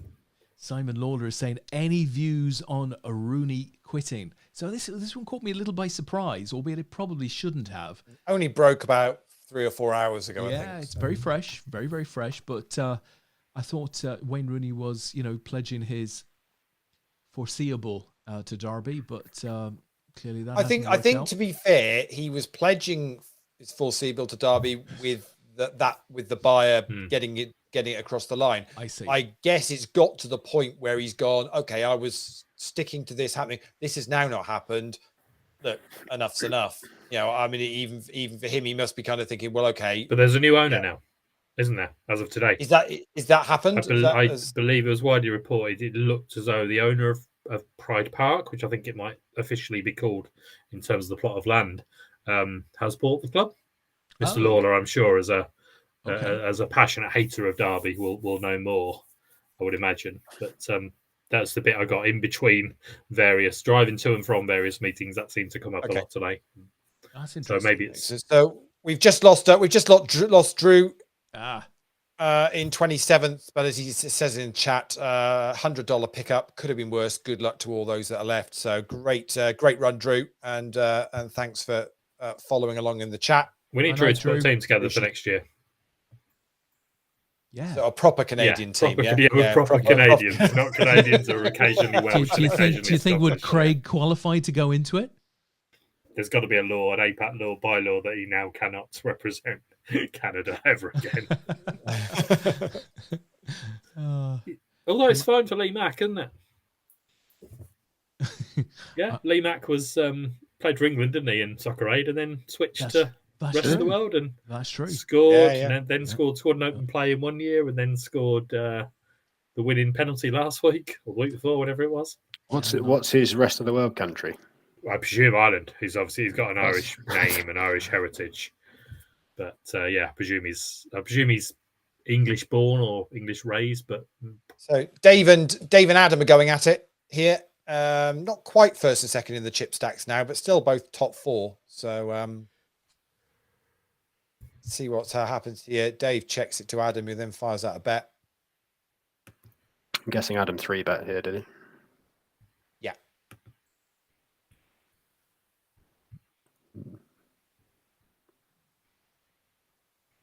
Tricky spot here for Adam now. Going to let that one go, and that puts them on sort of evenish stacks. Phil Coles is now 7th. I think you might mention that, JP. Very much up there now. Who else have we got? So the next 5 bust outs are all getting the same at 168. And I guess if you've got a big stack, it's definitely worth pushing on, isn't it? And trying to hoover some up now and get more towards those 4-figure sums that you mentioned. Yeah, I think so. So Simon is suggesting, Leigh, that they demolish Pride Park and ground share with Burton. That sounds like a good idea. Bit of a saving to be made there. I'm not sure how we're going to answer this boxing question, but John wants to know, any opinions on Fury Paul? Personally, I believe Fury will pull out. To be honest, the last time a Fury should have pulled out should have been when John was trying to conceive Tommy. That is quite funny. That's actually quite funny, John. Nice. Can't believe we've actually found a level of humor on this show. Yeah. I was when it was like Fury versus Paul, I'm thinking, well, Paul's playing for England next week. He's not going to have time for that. I mean, like how's he going to fit that in as well? I'd gladly stake him though. Yeah, I mean, I know we've been calling him the boxer for the past few weeks, but I mean, really? I mean, just like. It was one of as about as geeky as I get. So I don't know if it was picked up in the chat yesterday that I compared Paul Haycock to Paul McGann. Yes, I saw that. Did you get that very geeky reference? No, didn't get it. So Paul McGann was the longest serving Doctor Who. Whilst doing absolutely fuck all, because they made a film, and then there was none for about 20 years or whatever. So Haycock, obviously, longest serving England captain. That's about right. Yeah, that's very good. Yeah, very good indeed. Very good indeed. So yeah, Adam and Dave Garden going out again. Adam came out on top that time, down to 20 runners now, so just up the pay jump up to 168. But as JP says, really you're kind of looking top 6 before the money starts getting really tasty from a jumps point of view. So you kind of don't want to be hanging around here. And there's quite a few players that are on this kind of 10 to 20 bigs at the moment. They're going to have to make a decision at some point soon.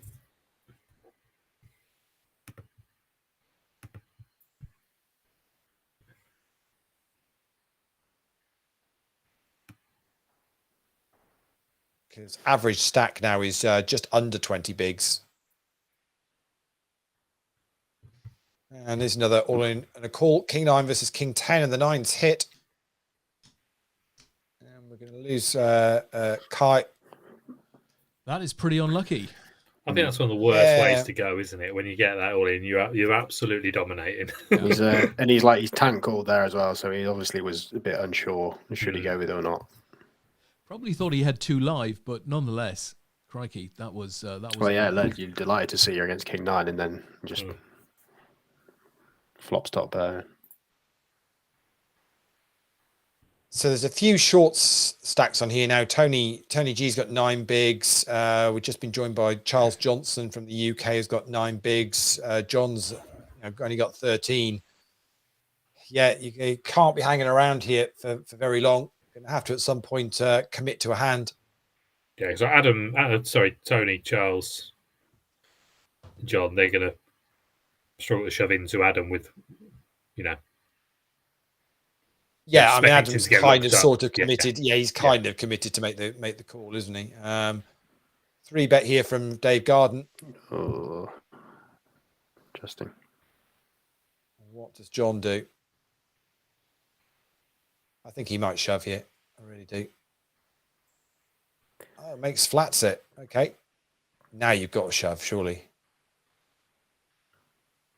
Or do you? Oh, wow. Okay. Wow. Interesting. Yeah, Dave picks up some more chips there. John obviously didn't like the flop. What are you thinking? I'm assuming not a. Could he have had something like ace? Oh, he's probably shoving with ace king, so it's probably. Yeah, I mean, I think it's. Yeah. I think calling there is a bit of a disaster if you're going to fold the flop. Yeah. Because, I mean, you could make you maybe call with like aces or something as a trap, but like Dave can't fold to the stack that John had left behind. So I'd imagine most of the time you just want to either go with it or fold. I mean, I should really be looking at an open shove pre. I don't know. He had like 13 bigs. I don't mind min raising off that. You're okay with a 3-bet? A min raise fold. Yeah, because scenarios. Yeah, okay. I think what I would probably do is min raise fold some strong hands. Some min raise fold some like really bottom of range hands. So like King 9 suited and that sort of stuff. Or like maybe Jack 10 suited. Some stuff that you don't mind trying to get a steal through, and then also have like your aces and kings in that as well, so you've got some strong hands. Okay. And then like strong hands that you have that are kind of vulnerable and need some protection, stuff like ace, queen, like 10s, 9s, that sort of stuff. You don't really want to necessarily see a flop, but you have a very good hand, so you just want to realize your equity. So yeah, I don't mind min raising, but I think raise calling a 3-bet and then folding the flop when you've put half your stack in is probably not what you want to do. So John's in the chat says I should have shoved or folded. Yeah. So yeah, that was his take on it. Maybe he'll tell us. I mean, up to you, John. But love to know what your hand was there that you were you played that with. If you're prepared to let us know, I appreciate that. You might not want to share that info, but curious to know. It's made his immediate next few hands decisions quite easy anyway. Yeah. I would guess. I would say, what was the board? Is it Queen 10-9 or something? Yeah. It had a couple of spades. Yeah, I would guess he had like 7s or 8s or some sort of pocket pair that was below what was on the board. Because anything else. Well, that was my original thought, but then I thought, well, surely you're shoving that back when Dave was a 3-bet, but maybe yeah. Yeah, I mean, like ace king might fold on that flop, but you'd probably just go all in pretty. And then everything else is like a pair or a open ender. He said pocket 3s. Yeah, I was laughing because I read he obviously mistyped. I had 3-2 first. That's what I was laughing at. Just that low. Yeah. That would have been quite bad. Yeah. They were suited though. Absolutely, always. Yeah. So that's okay. Yeah. Right, I'm just going to pop the that's okay. Yeah, cool. Yeah, cool. Go for it, Tom. It's 5 to the hour, so players are on a break. We're down to 16 players in this event number 9, which is the 7 Max Turbo, 10K guaranteed. Where we've smashed that tonight, got $13,550 in the prize pool. 16 players remaining, all guaranteed $168 now as a min cash for them for their current position. It is a fast and quick and fast though. Blinds are 35,000, 70,000 average stack.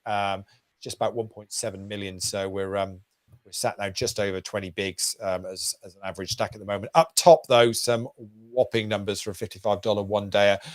Third place is $1,142. You can pick up $1,600 for silver medal in the second place, and it's $2,293, and that beautiful APAT gold medal if you can take this one down. So I think this will be a good, it's quick and plenty of action, JP, and I think the 16 players left, and I don't see this probably taking much more than, I think this will be done within the next hour, I would imagine. I would. Do you not see it slowing down as the shorties get knocked out, or is the structure not really? I don't think it's 6 minute levels. Said, so I'd be very surprised if they get another 10. Where are we now? If we get another 10 levels in, we're going to be playing blinds at 200k, 400k. I don't think we'll. I don't think we'll. We might not even get to that, to be honest. Yeah, I'm going to go. I'm going to have Phil for the win. I think Phil will do it, yeah? Well, it's probably heart over head, no disrespect, Phil. Say that however you like. Steady. Yeah, well, it's give and take, isn't it? You threw your dart. Exactly. You threw your dart, and that's what happened. Absolutely. Yeah, mate, I was out in 112th or something, so, he's done almost 100 better than me already. And then I'm just going to pick a name. Let's go with Zolta Bene, just for fun. I do miss Adam in third. That's my 1, 2, 3. I do miss Phil, because Phil used to come along to our virtual quiz on a Friday night, week after week. So kind of got to sat kind of as they're sat in their sofa in their front room doing a quiz on a Friday night, and haven't seen very little of Phil this year because we stopped doing the virtual quizzes, and so the focus being few and far between. Is he there next week if he's listening? I don't know. He was in the. He's asking you how much have you drunk. So that's his first question. But I'm sure, therefore, as he's in the chat, he will respond to your question in about 20 seconds or so. So he might be maximising his break. Leigh, sad to hear you stop the virtual quizzing, because I know you guys used to really love that. Yeah, well, we've only stopped it really because the live stuff. Yeah, we all went back to live. Yeah, so David's back doing 4 quizzes a week. I've just found it, because I don't think I ever got all 20. Sometimes I come back to it, I get like 17, and then I come back to it, and I'd have 15, and then I go, which ones have I forgotten? So I'm just going to revisit and see if there's any I think that I never got. See if I don't know if you're going to remember them. I mean, you just pull them together, don't you? I'd have to probably. Oh no, I might well remember them, but I mean they're great. The picture stuff that we did, and they keep popping up on my memories on Facebook every now and again. So you go, oh yeah, I remember we put that one together and did that. We did the ice cream round we did, and all the so all the picture stuff that we did. We did a man I feel like a woman, where we put 10 celebrities through the male female app changer thing, and then put them up and did that for it's great fun. So Charles gets a double up through Dave Garden. Not sure how that got in with Jack 4 off. Sure. Yeah, it's. Possibly Charles linked the button there. I think it's the EOTT one, Leigh, from the number 1 into the 80s, which is possibly the only one I never got. EOTT. It's one of those where either maybe I did get it and I've forgotten, or I'm going to feel really stupid when you say what it is. Was this number 1 singles from the 80s? Yeah, in a blockbuster style. Yeah. I think I got all the others in the end. So you had Did it say is it the top 20, or is it just number 1s? Can you remember? It says on the screen grab number 1 song titles from the 80s. I don't have. Okay, so it isn't the top 20 number 1s. It's just number 1s in the 80s, and it's EOTT. Yes. Okay. Leave it with me for a minute. I'll think of it. I will think of it. I think all of the others I've got, but yeah, that one just.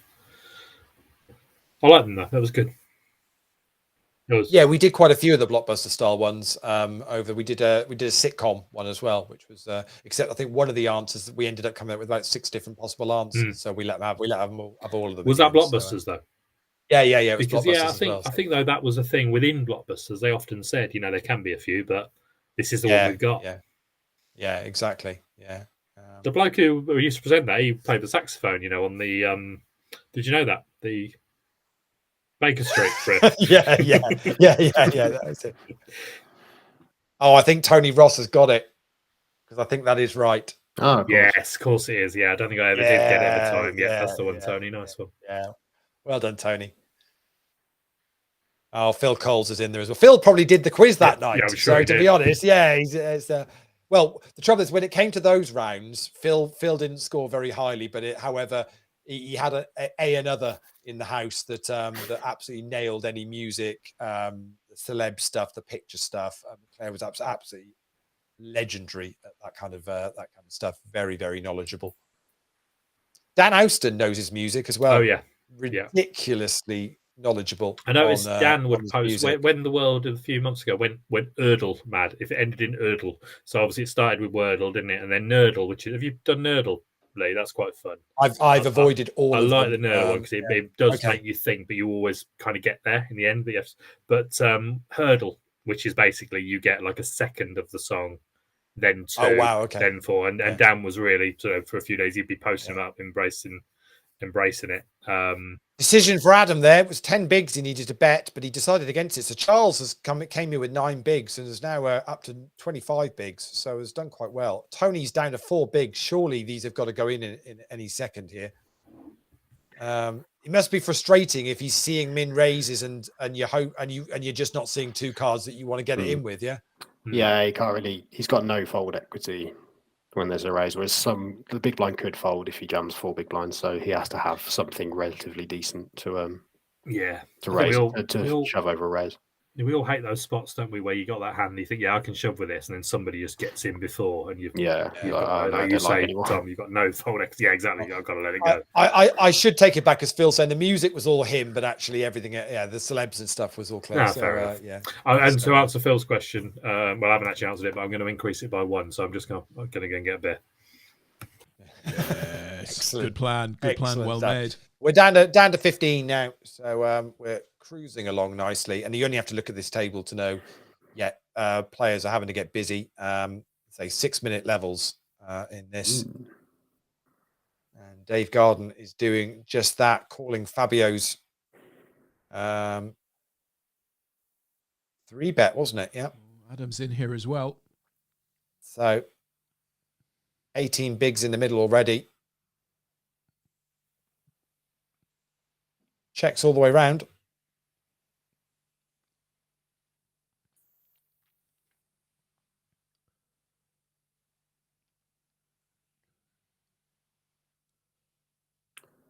Yeah, I thought it was the aces. Oh wow! I mean, if he just goes all in pre, same result because the jacks aren't folding. Yep. So that table breaks, and unfortunately, we lose Dave Garden in 15th. Had aces, but I mean, it wasn't a case it was all in pre, but it would have got in anyway. I think whichever way that had played out. Anyway, so we're down to 14 players now, and quick switch to the table, and we've still got Adam Neal on this table. We've now picked up Phil Coles to his right. Nice. So I'll tell you what we're going to have to do, Leigh. Adam, I believe, is the VIP manager now over at ACR.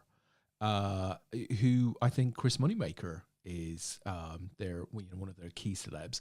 We'll have to get Adam to get Chris on the APAT show. Now, that shouldn't be difficult, should it? We've had Chris on the orbit before, haven't we? Yeah, we have had Chris on the orbit. He was very good. A couple of times. He was very nice. Yeah, Chris was very good on the orbit. Enjoyed listening to his take on the poker scene. We've got to get him on the APAT show. See if we can talk about the old days. Yeah, very much would be good. So we're down to 2 tables now. We've got a sigh there from Dave Garden, not happy. And Paul Haycock says, if that's how Dave runs, I'm glad Tom nicked his England place. Oh, that is cruel. As Trish says, unlucky, mate. And Adam says, can defo get Chris on the show. If you want, lads, would be no hassle. Let's do it. That'd be awesome. That would be awesome. Get a couple of them on. We'll have an ACR night. We just won't tell party. We'll just do it quietly, Adam. We'll have yourself, Chris, Phil Hellmuth, who should definitely play for ACR, And who else do we need? Negreanu's ACR. Let's get them all on. Let's Chris do it. A few harps, and we're away. Yeah, Chris Moorman's ACR. Is Vanessa Kay's ACR? No, she used to be. Used to be, but she's not anymore. Well, you've got an open invite for the team there, Adam, and of course, we've got a few rec players attached to APAT. Could be a good place for ACR. Just get an ACR. We'll just get an ACR team in next year's UK Team Championship. See whether they can take on the APAT show. Yeah, it seems an appropriate way of doing it. They won't be the APAT show team. Quickly jump into the other table, all in the call because John Sibley's all in. This is where we're at now. It's getting a bit lively. Jack 8 against Ace 10 of Guilherme. Again, a player I recognise from Brazil there, Des. I recognise the first name. Guilherme. Might have. Love it. Yeah, may well have done. But unfortunately, we lose. That means we do lose John. So I'll jump back to the other table. I'll keep an eye on both of them just in case anything happens. Tony G is on that other table as well. Has only got 6 bigs, so I'm on Tony G watch. If I see him go all in, I will jump across so you can see the hand play out. Oh, look at that! We've made a deal. We've made a deal. Definitely. Let's talk. I like that. Thank you, Adam. We always love to talk around here.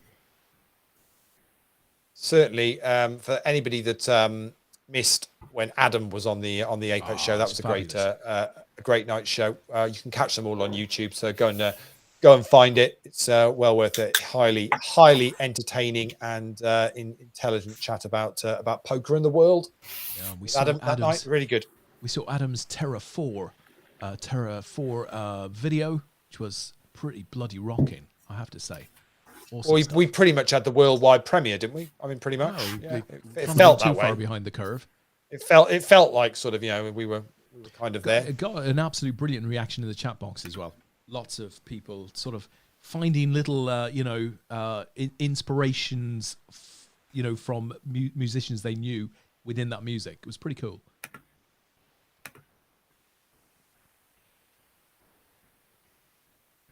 So I say, well, it's Thomas Powell all in this time on this table. Gets that one through. So we say a number of APAT names still going in this as we're down to 12 runners now. And Tony G is on that other table with 5.7 bigs and doesn't want to let them go. Does not want to hand those over to anybody else or even put them at risk.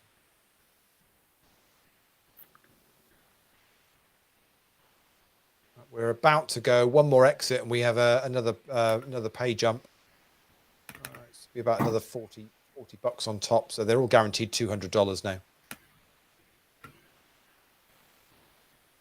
John Sibley, fourth cash with Tony so far. Is this going to be Tony? Is this going to be Tony? He's in the big blind. The large stack in the small blind is shoved.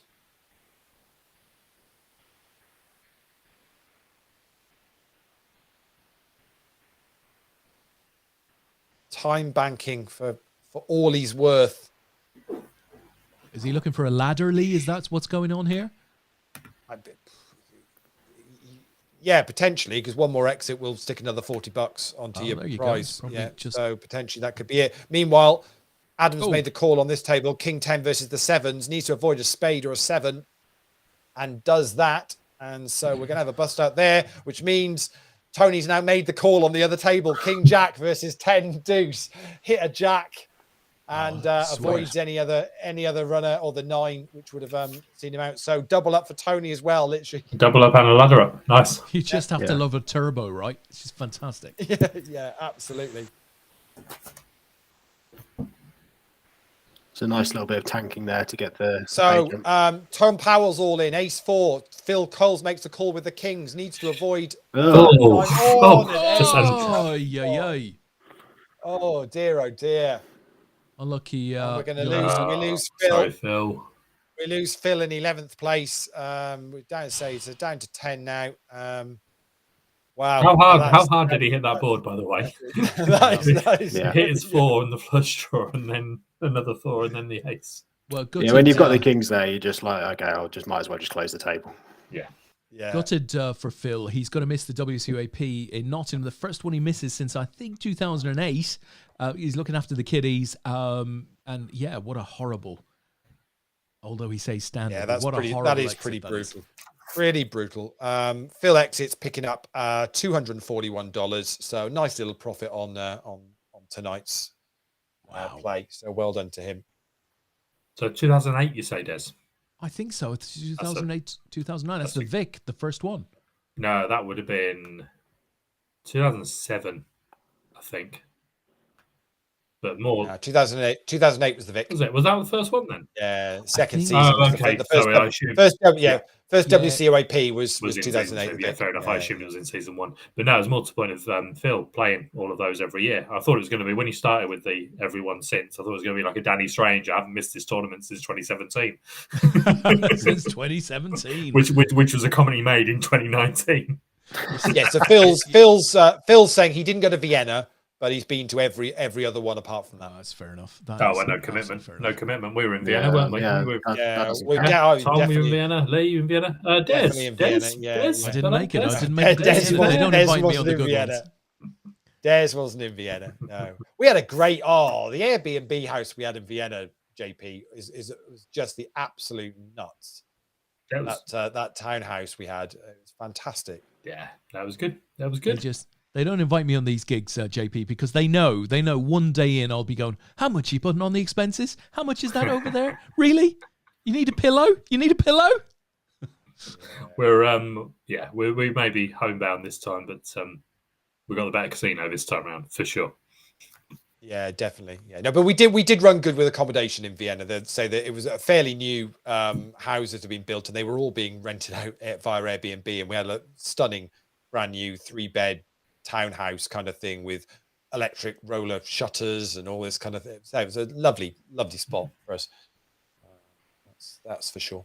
So it was better than an orange-coloured storage container, is what you're telling me. Definitely was, yeah. And of course, sadly, the venue of the last one in Vienna is no longer. The Concord Casino, or that particular one, shut down during lockdown. So, okay. Yeah, very sad. Good night, all, though. It was nice hearing your voice again, Leigh. Muppets background, though, please. Yeah, he's right. So on a Friday night for the quiz, I always put on the Muppet Show as a virtual background.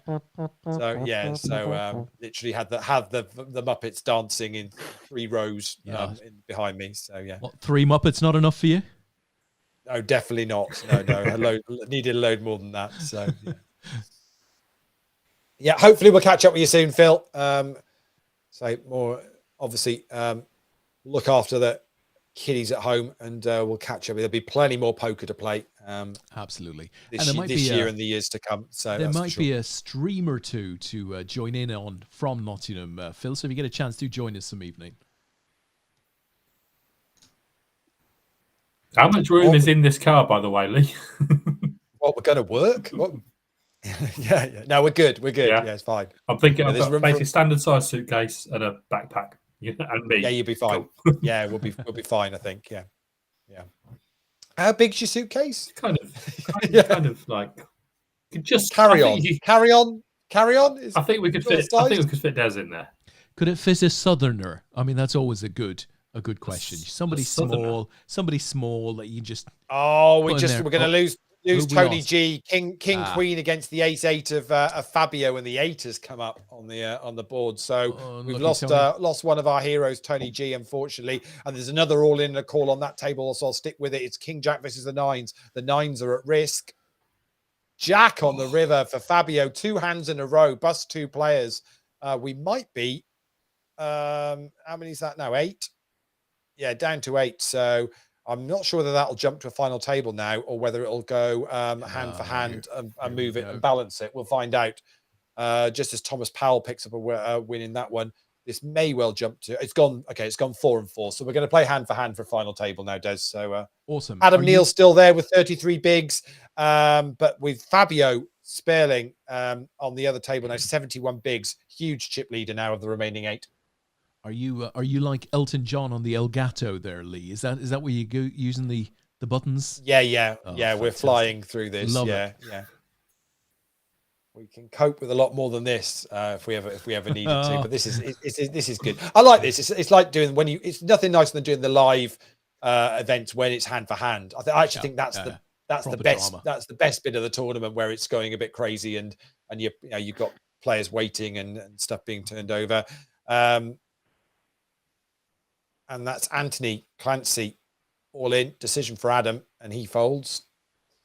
And on we go, hand for hand.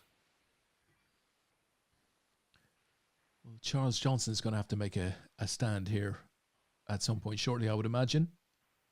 Yeah, Charles is the short stack now with 10 bigs. On the other table, say Fabio's got 70 bigs. The other three have all got 20 plus. So it's this table we're watching here with Charles with 12 bigs and what should we go with? Dua?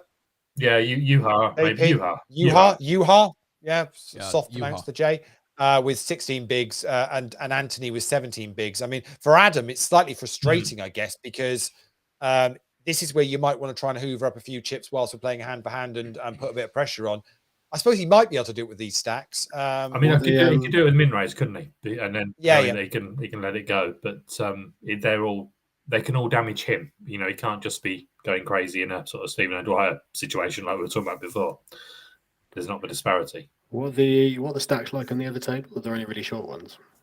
320s, didn't you say, Leigh? 320s and a 70? Yeah, it's 220 to 30 and a 68. So yeah. So Adam's just confirming a bit of an awkward spot here, guys, from Adam. And Tony He's G. 100% right, but his awkward spots are very different to my awkward spots. It's just nice to be in an awkward spot, eh? Tony G, thanks for the rail, guys. Been a blast. Have sashed into the main, so hopefully I can go a bit further over the weekend. Fantastic. Great stuff. Well done, Tony. Hopefully you have a good run on Sunday. I would say we'll be here to follow all of the actions. So good luck in whatever you choose to play over the weekend.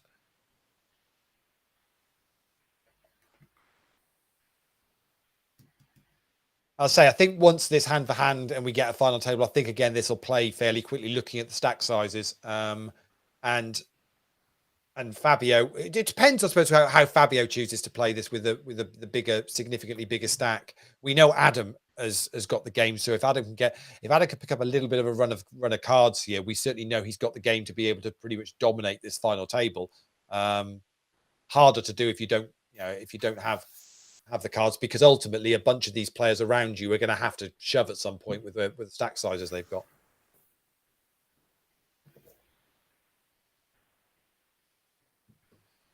Little hand building on the other table. Thomas just done a min raise out this small blind, but gets that one through. Stephen Burt not interested. So on we go, another one. Let's see, Adam's small blind. What's he going to do? Exactly what you suggested.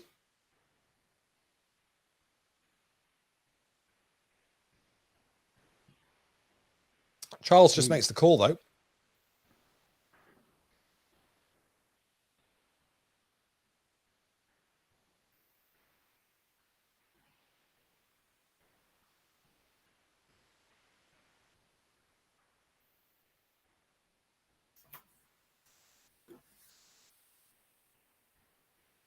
You kind of get the feeling if it wasn't a snap call from Charles, it's going to be a fold. Yeah. Yeah. Are you, Leigh, Tom, are you ever peeling in Charles' situation there with any 9 bigs? It's difficult. I don't think so. When he makes, I'd like Adam's raise size there, like 2.6. Because we've seen on all in the call on the other table, guys. King 10 versus Ace 8. The Ace 8 is at risk, and of course Fabio's hit. What else was going to happen? That was just kind of inevitable, and that means we probably will be at a final table. So bear with me a second, Des, and I will. No worries. Get that set up now. Once they just reset, there they go. I'm not going to have a ton of bluffs, so I definitely. Oh, to hell! I got to move. Do you like this bit more than live events, Leigh? Because you don't have 6 final tablists asking if there's a break. Can we have 5 minutes? Yeah. It's like, right, get on with it. Yeah, just get on with it. There's a break in 33 minutes, and that's it. Nothing we can do. Yeah. So as Tony G says, Fabio running so clean here. Yeah, can't argue with that. Yeah, it really has. Certainly once we got down to these 2 tables, Fabio's been on an absolute flyer. Here, so we're starting this final table now with just over 75 bigs, and he's sat to sat to the right of Adam Neal, who's second in chips. Charles is all in.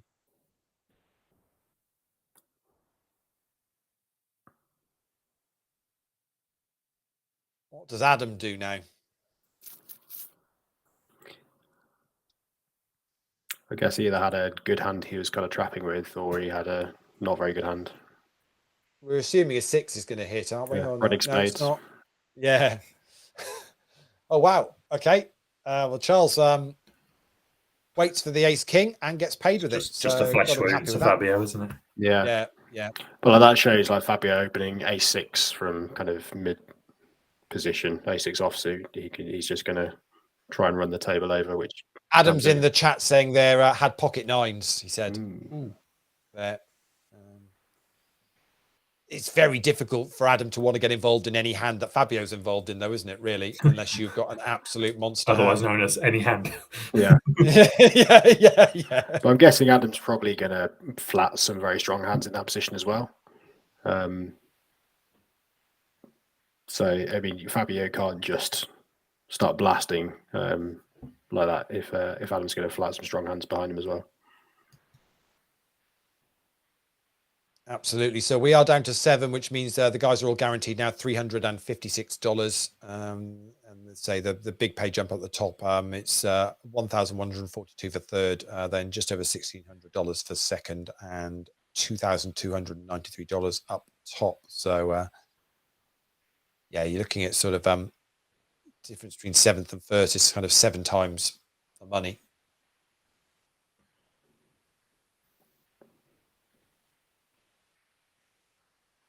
And if you've enjoyed this turbo tonight, we're doing this all again tomorrow night on Saturday night, just throwing in a knockout element as well. So Saturday night's all right for fighting. Get a bit of action in there. Well, they're out and John poker puns. Can you get in? Rockets, man. Pocket rocket man. Pocket rockets man. It almost works. Yeah. It kind of does, doesn't it? Yeah. Yeah. He's a poker wizard. That's Graham Pound. Yeah, so that's maybe not the right.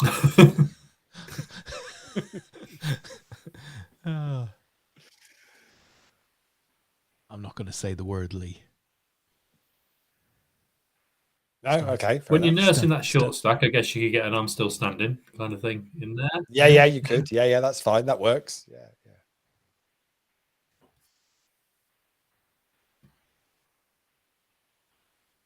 And of course, as we all know, with with poker, you win some, you lose some. I pass money to you, you pass money back to me. We send chips, and it's just the circle of life, JP. That's pretty much all it is. Yeah, okay. Look, there comes a time in every tournament when it's time to play the music. It's time to light the lights. It's time to meet the Muppets on the final table tonight. Yeah. Not bad, though. Not bad. Yeah. As John Sibley said earlier, I'm here all week. Yeah, very much. Very much so. apologize. I say, looking at these stack sizes now, I say we're on 6-minute levels here. I genuinely don't see this will go on for many more, much more than maybe another sort of 30 minutes or so. I reckon might tighten up a little bit as we get down to kind of the top 3, top 4. But we've got a 10 big stack, an 11 big stack here, 16 and 17, and Juha's pushing it, and Juha's making the shove. I don't see how you can play this just so passive, Tom. Or am I being like you watching it as and going, "Come on, play some hands"? And if you not got cards, what do you do? Yeah, they just. It's when Fabio has such a big stack, he can open a lot of hands. So there's not going to be that many times where it folds rounds to. I mean, they're not in a bad position here, to be fair, because they act before him. But yeah, like if you don't get the cards and you don't have the spots, you don't really want to unnecessarily bust yourself when there's potential pay jumps. And because it's a turbo, the stacks are going to get short and kind of condensed naturally anyway. Yeah, I agree. I mean, it's that situation I talked about before with Fabio's opening, but it kind of takes away your spot quite often, and you don't want to just throw it away. But yeah, it does. I think it you therefore have to open up your 3-bet shoving range against Fabio, don't you? It's just quite funny. It literally is just like fold. It's like pre-done. It's just bang, bang, bang. Round you go again. Yeah, I mean, the difficulty for them as well is that sort of there's 4 of them who are all within a little, 5 or 6 big blinds of each other as kind of the short ones, and then Adam and Yuha are kind of medium stacks, so they don't really want to get involved too much. So nobody really wants to play that many parts apart from Fabio, who can kind of just do what he wants, really. Adam is saying there the ICM is pretty brutal for a lot of the stacks here.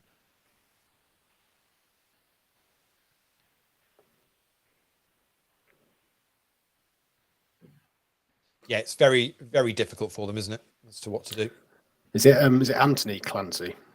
Yeah. Yeah, I think he's in an okay position in that he's short. Well, depending on what happens with this hand with Thomas Powell, but he's shorter than the others. And if it falls to him, he's shoving into 2 of the other shorter stacks. Yeah. Where if they call off, is going to kind of cripple their stacks as well. So he can probably get a few lighter ones through that he might be able to. I guess the question is how low do you go? It's not like Omaha, is it, where you can drain away here. At some point you've got to it's 6 bigs. Is it that kind of thing? Like you can't really put a number on it, because most players will have a kind of, even if you don't have it in literally defined, you'll have a range of hands in your head that you're going to shove for a certain stack size. And if you just don't get dealt any of those hands, you can't just shove something bad because you're down to a short stack. So sometimes it's just one of those frustrating things where you might just dwindle down to almost nothing, but if you're getting dealt out, then there's not much you can do about it. So you have this situation, Tom, and like Steve and Bert, is it Steve? I'm not sure, but and Charles Johnson. Yes, Steve. So they're sat there with 10 and 8 bigs to your 6, and it kind of folds around to your button with the 6 bigs. So you're not just shoving absolutely everything in that spot. Well, Thomas is calling Steve this time. It's Ace Queen versus Jack. Look at Jacks this. are actually at risk. Whoa. Queen on the flop. Just wait for the jack. Boom. Yeah. Not to be. There we go. And we're going to lose Thomas Powell in 7th place. So as you say, the likes of Anthony Clancy and Charles sat there and have now nicely laddered up another $80. Simon is saying Anthony is a grinder. I think he used to be with Bankroll Supply. I don't think you should be revealing what apps he used to use, Simon, but Sorry, Tom. Yeah, I agree. I think so. If this folds to Anthony there, he can shove quite a lot into Charles because Charles can't really just call it off with anything. Yeah, so this hand would be obviously what happens now that Fabio's done his standard under Fabio, the gun. where Anthony on 8 bigs, he has not really any fold equity versus an he can't. He's basically just got to let that go. Yeah, but blind v blind, he can shove it quite wide because Charles isn't going to call off that light for most of his stack. Yeah, and even shoving filth, you'd expect to be live because if he shoves like middle-ish suited connectors, he's going to have like an all right amount of equity versus what he gets called by, and he's just going to pick it up so often that it's going to be a good shove for him. And because he's kind of out there on his own at the bottom, there's not a lot of ICM implication on him because he has to double to get back in with a chance and get up to the other stacks.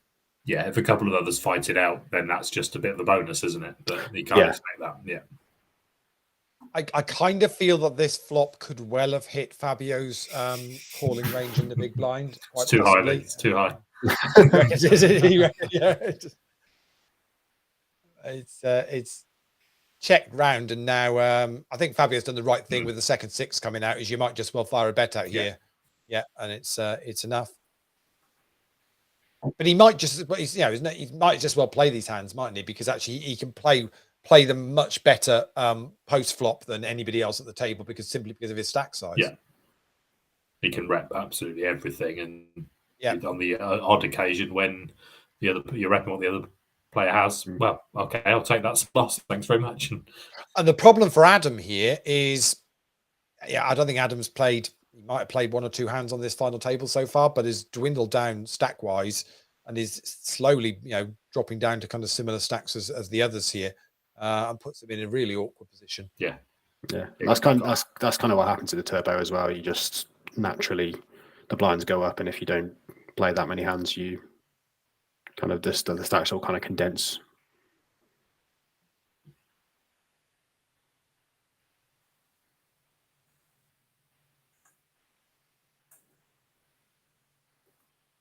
Well, Fabio do as he did last time after the flop checked. He fires out another bet. Adam just calls and checks back on the third club. Nice. I think Adam played that quite well because it was controlling that that pot. There's plenty of players that hitting the king on the flop would have just been wanting to basically get the stack in, and I think it was quite controlled. I think that's what I would have done. With somebody with far less experience and less success than Adam. So I think that just backs up your point. I'd have hit that top pair and been happy days. Yeah, I think I'd have been getting on the felt in my case. Yeah. I think I'd have been getting all my chips in as quickly as I could. Yeah. Yeah, I think from Adam's perspective, he's kind of a middle stack, so he kind of wants to keep the pot as small as possible because he doesn't really want to be at risk. Like if he gets it in against the flush draw, there, it's a bit of a disaster for him when he covers like 3 of the other 4 players.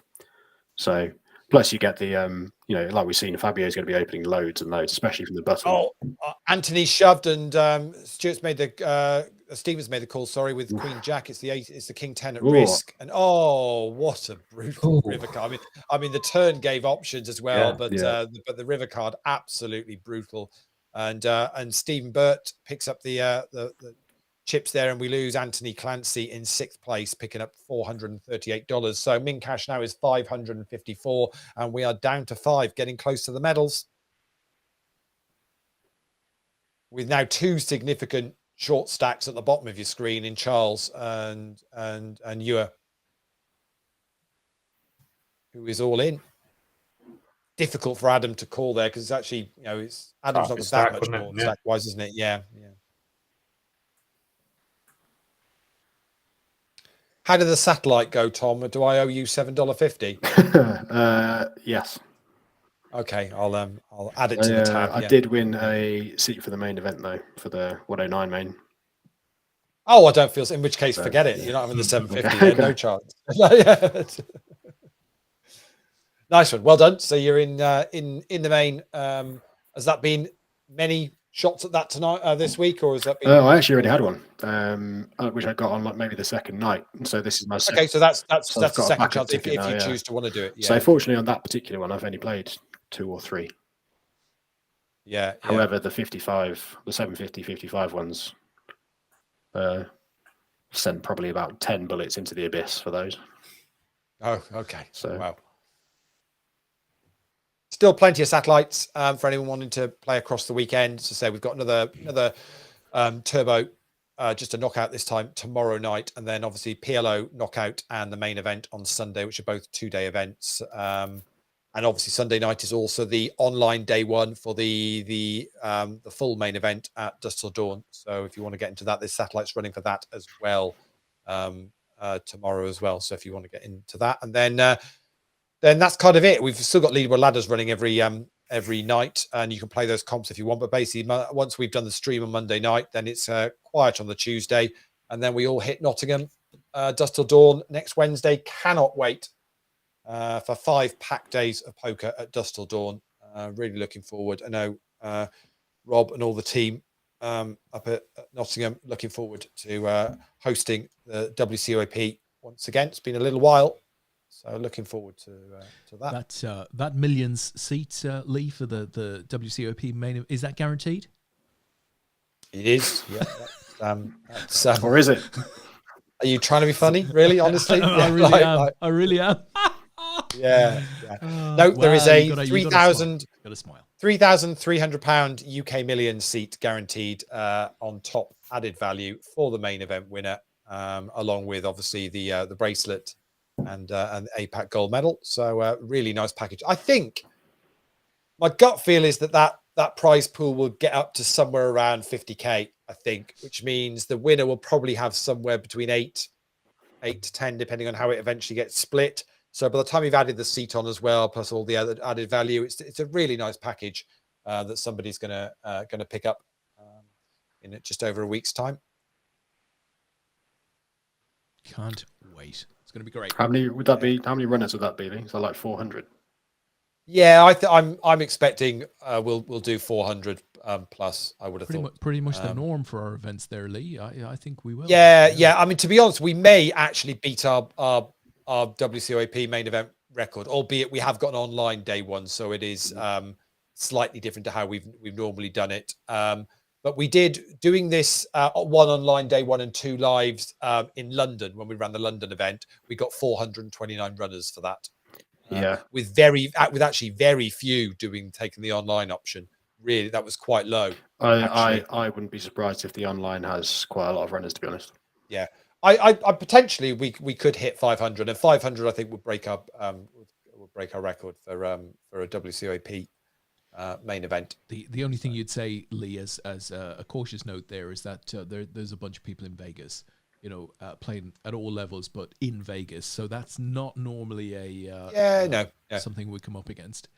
But obviously, don't forget that the day ones at Dusk Till Dawn are capped, so they do have limits on how many can play in those, and you only get one shot of that. So, but I still would expect those to be close to selling out.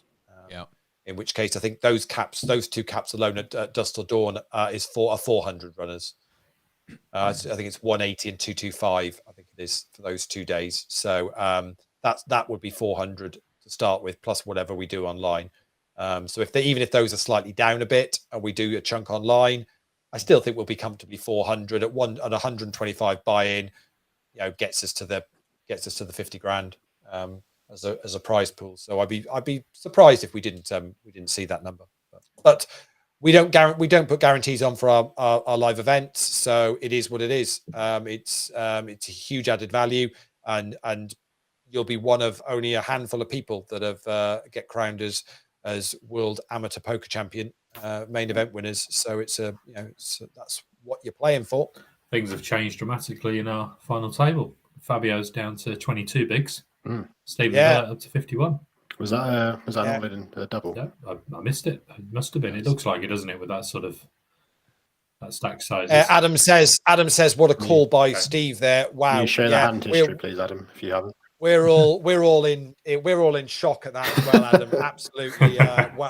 Wow, wasn't it? Wasn't it, guys? Classic. Yeah, wasn't it? Oh, King Queen versus Ace 5. It's the Ace 5 at risk and the diamond on the river. Really, this has gone against Fabio hugely here now, hasn't it? Just the cards aren't going for him now, and he's down to 15 bigs.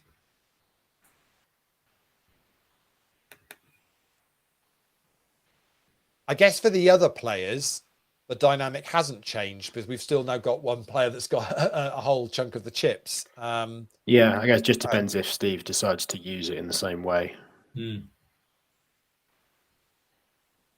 Well, straight away, he's firing into Fabio's big blind and putting the pressure on.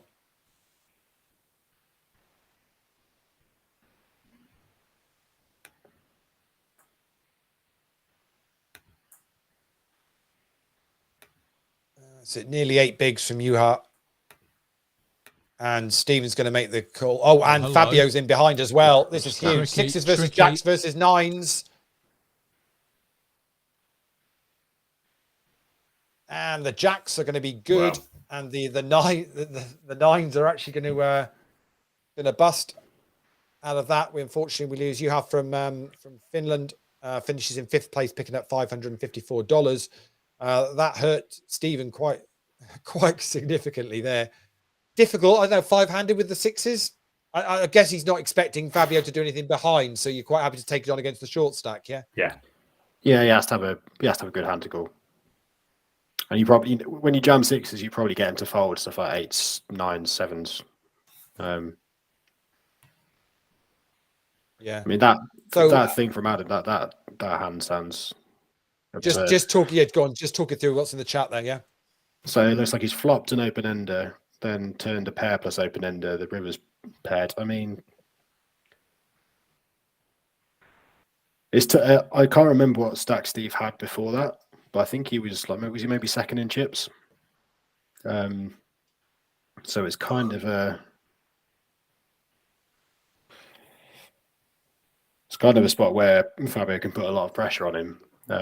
But I guess when the 8 pairs on the river is probably a much better card for Steve. So Fabio shoving it doesn't really make a huge amount of sense when he's bet flop and turn. Yeah.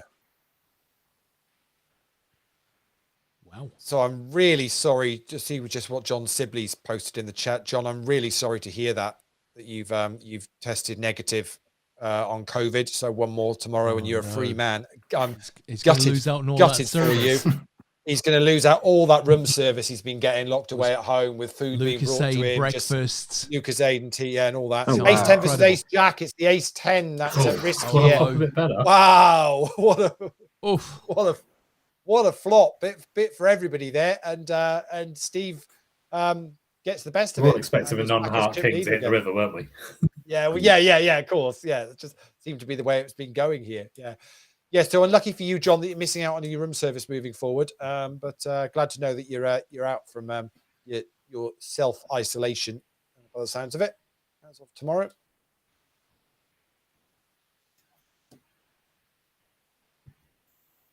If you'd have asked, we could have photoshopped you a negative test. You only needed to ask, and we could have sorted that for you. Not a problem whatsoever. I don't know who you needed to show it to, but we could have arranged that. Not a problem.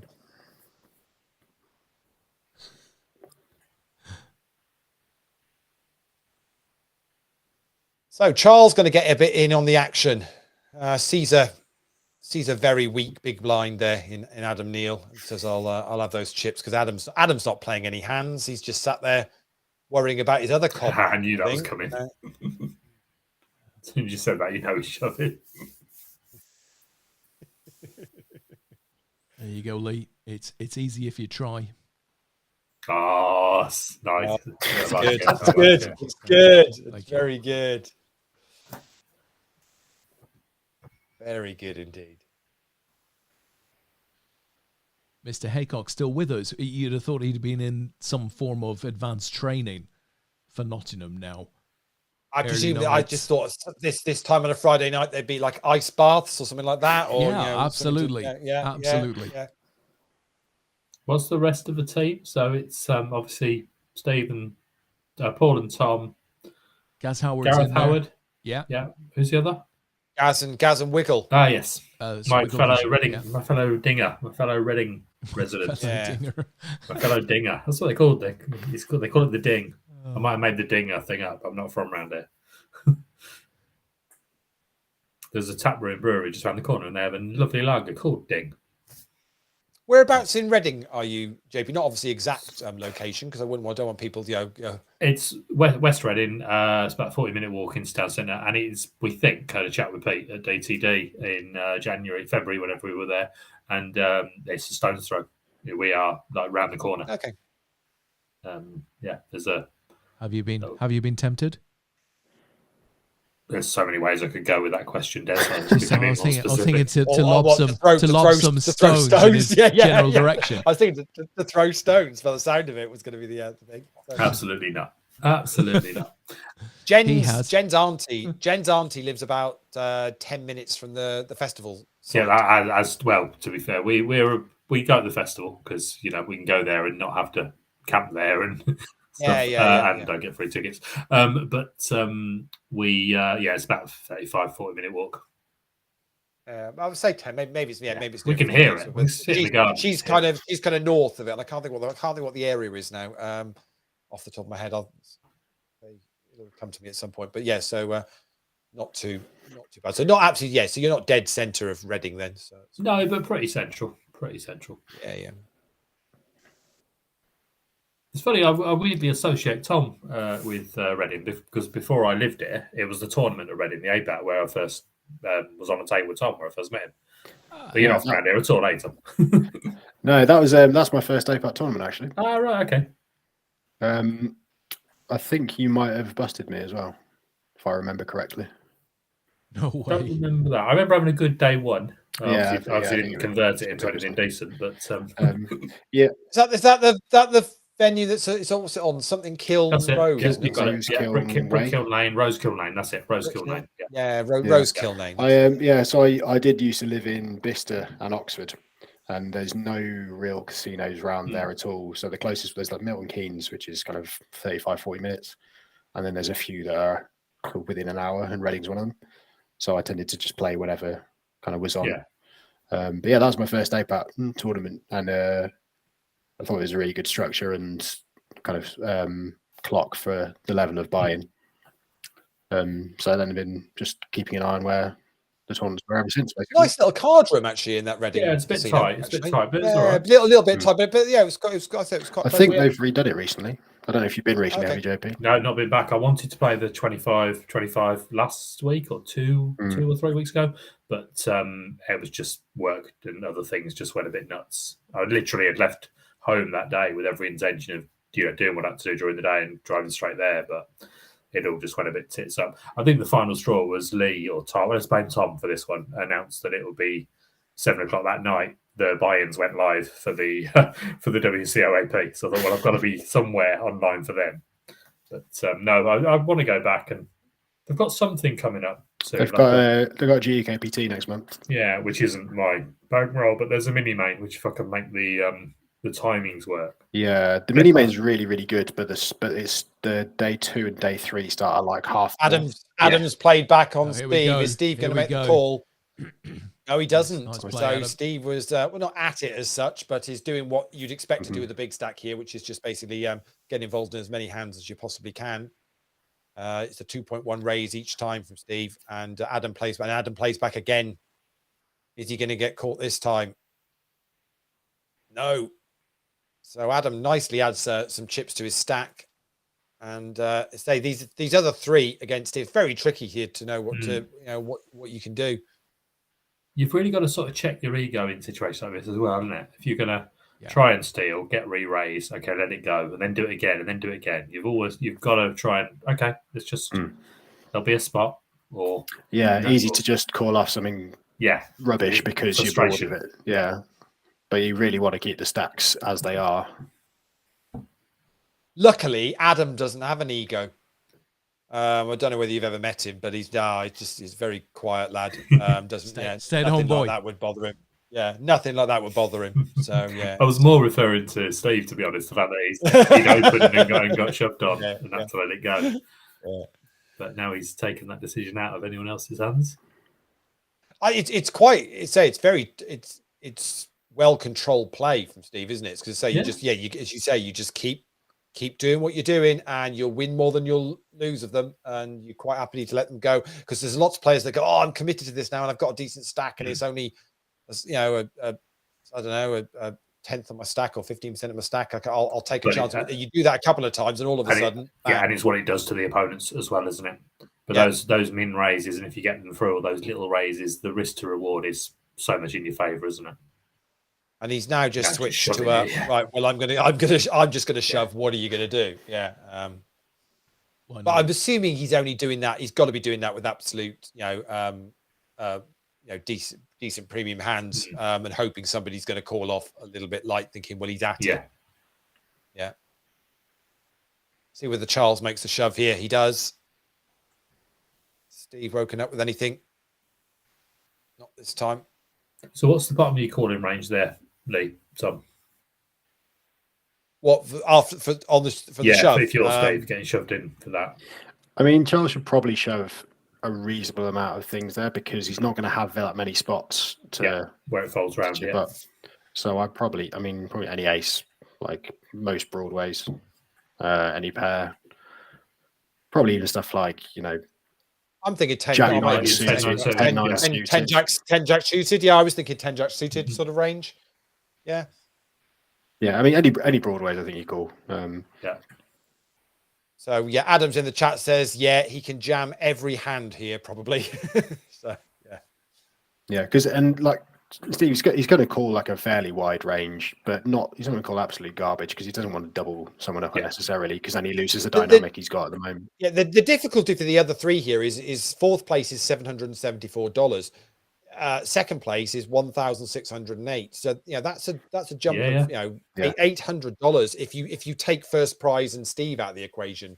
That's massive, isn't it? Really. I mean that Charles there just completed the small blind, and I just don't think you really want to do that. I mean, I don't think you want to do this with anything either, to be honest. Because he completed small blind, Steve was shoved and he folded. The obvious thing for Steve here was to do the shove because that's because the chances are that was going to happen. Yeah, I think with Charles, if you've got a hand that's playable, you just want to shove it yourself because you don't really want to be calling off, and you want to retain some fold. Oh, here we Steve's go. made the call. Fabio says it's 9s against Queen 3.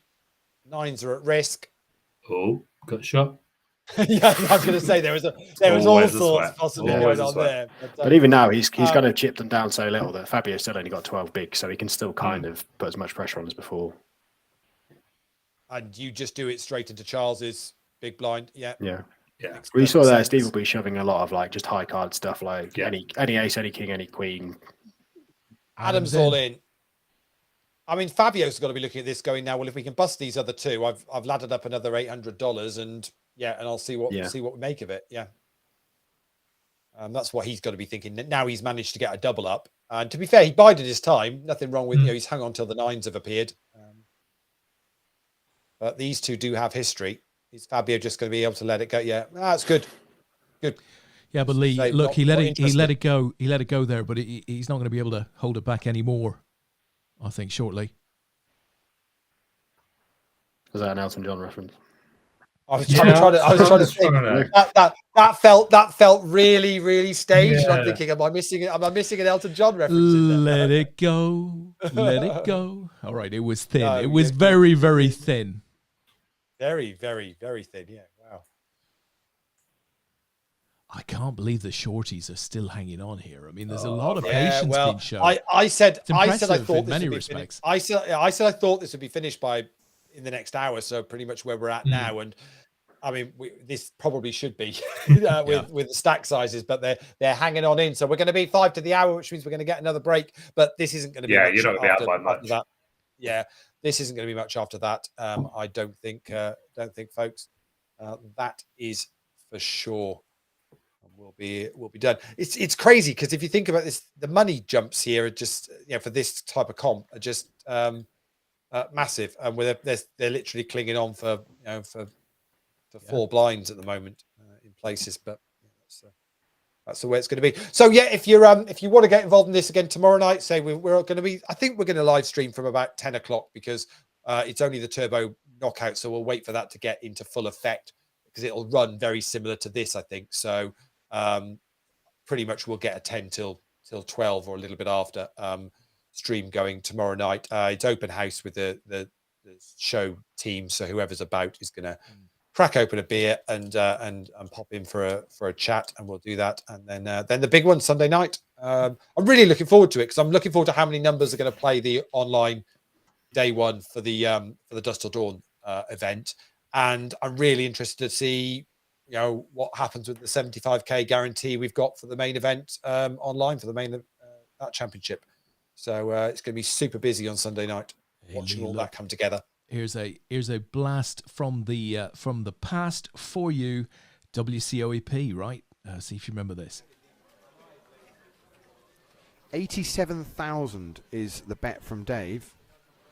The player in seat 3 has just asked how many are you playing behind, or how many of the 10k chips have you got, which are the white ones.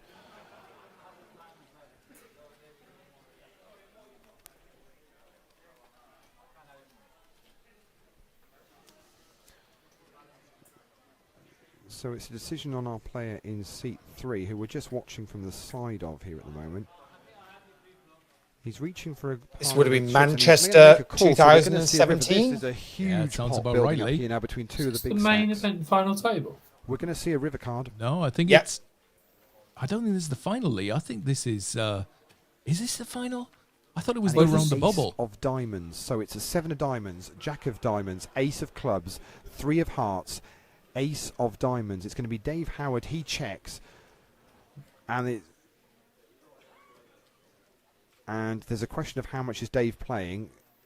Dave said about 300, and the player in seat 3 says all in.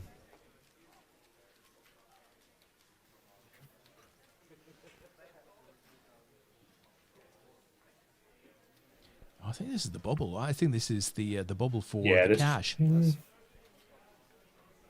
With the all-in triangles, the players don't need to just put some of their big chips in to indicate that's what they're doing. And it's decision back on Dave Howard. It's a huge pot already. Des will get in and just show you what the pot looks like. Guys, can you go back to your seats, please, if you don't mind? There's a crowd of people. So the TD Yeah, I just think there's asked a the calling on the players other back to three their tables just seats. to It return must to have their been, yeah, seats while this yeah. plays out.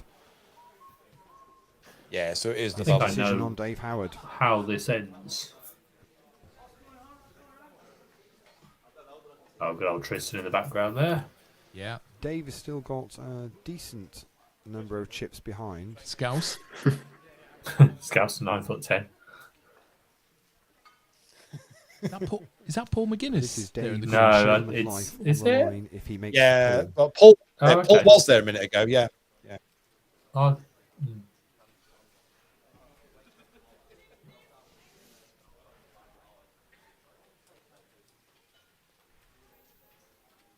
Pressure's on. This is just Hollywooding. And It Dave really makes the is, fold. honestly. He is going to fold. Are we going to get to see any cards? And he shows pocket tens. Nice. what was the board, Leigh? Was that? Was As that, in not, was that full out? I remember. Ask read- me. Crikey, it's 5 you years read ago. the board out. That was about 5 years ago. No idea. It's all right. I saw in the background, looking over, the guy who I know bubbled that tournament, so I knew we were. Oh, right, okay, yeah. Right, fair enough, yeah. One of the Dutch guys, a guy called Robert. I've probably watched, I dread to think how many hands of poker since that. Yeah. Like, yeah, it really is. Oh, we're back. Players are back. That was well timed. Perfectly done. So is Charles going to shove into Steve's big blind here with his remaining? He does for. Surely it's just a snap call. It is Ace 3 versus Queen 9. Queen 9 at risk. Options. Cool. And missed. And missed. So Charles Johnson is going to finish in 4th place, which means we have our medalist, Adam Neal. If you're out there, you have won an APAT medal, my friend. Very well done indeed. However, this could be painful because I think Mr. Burt is going to continue piling the pressure on both yours and Fabio's short stacks, is just raising all the time. Is Adam now going to make a stand? Not yet, because there's, say, the difference now is it's another 450 quid between third and second, $450, sorry, between third and second. So it's still worth trying to, yeah, you don't want to just throw it in now whilst you've got an opponent next to you who's got a similar stack size to you, yeah? If you're in the, if it's your blind, is it any difference? If it's your big blinds, any difference to you between a min raise and a shove from Stephen at this point in your thinking about, oh, he's min raise, so therefore this becomes a, or are they basically exactly the same? They're the same thing with the I stack think they size. are, Yeah, aren't they? stack size. I think. I mean, what do these two do here? Have these two effectively already given up on first place, and this is now about outlasting the other one for the pay jumper? Is that where we're at with this now, do you think, guys? I mean, maybe, but they're so short, and the blinds are going to go around so quickly that they just have to. Looking at this, neither of them want to play a hand. This looks like it's just going to. Well, I imagine they're just getting dealt out because when you're this short, you just have to. Oh, Fabio's made a stand. Has got go. kings Yeah, up against deuces. Okay, so avoid a deuce or a spade, Oof. which he does, and Fabio gets a double up. I mean, Adam's got no option now but to pretty much try and do similar. This hand would seem the sensible one to do it, and does. Paul's bound to come in. 9-6 at risk here. Live. No, that's it. Oh, that's it. Oh, no, Adam it's is going to goddamn depart 10. picking up the bronze medal. Well done, though, Adam. Bronze medal and $1,142. Let's see whether Stephen Burt can finish this off or whether Fabio has got a bit of a comeback in him. Great result, Adam. Very well played to you, Adam. Says 0 hands, unfortunately, in the chat. We just felt you played very passively, Adam. I mean, that was our take on it. Yeah, it really was. But cracking result though. 271 runners in this field, and you finished third on this turbo event number 9. Very well done indeed. Fabio's just got to have some sort of hand, doesn't he, and just get his chips in. He did the last hand, yeah. All in shove fold last hand. Here he goes. Is Stephen gonna? No, Stephen's say very controlled from Stephen. Yeah. Is not risking it. If it doesn't like the back on the min raise. Yeah, here Fabio could peel if you wanted to. I think when they're heads up. Well, just the what? Yeah, just okay, yeah. We're just going to be waiting for 2 half hands to collide here.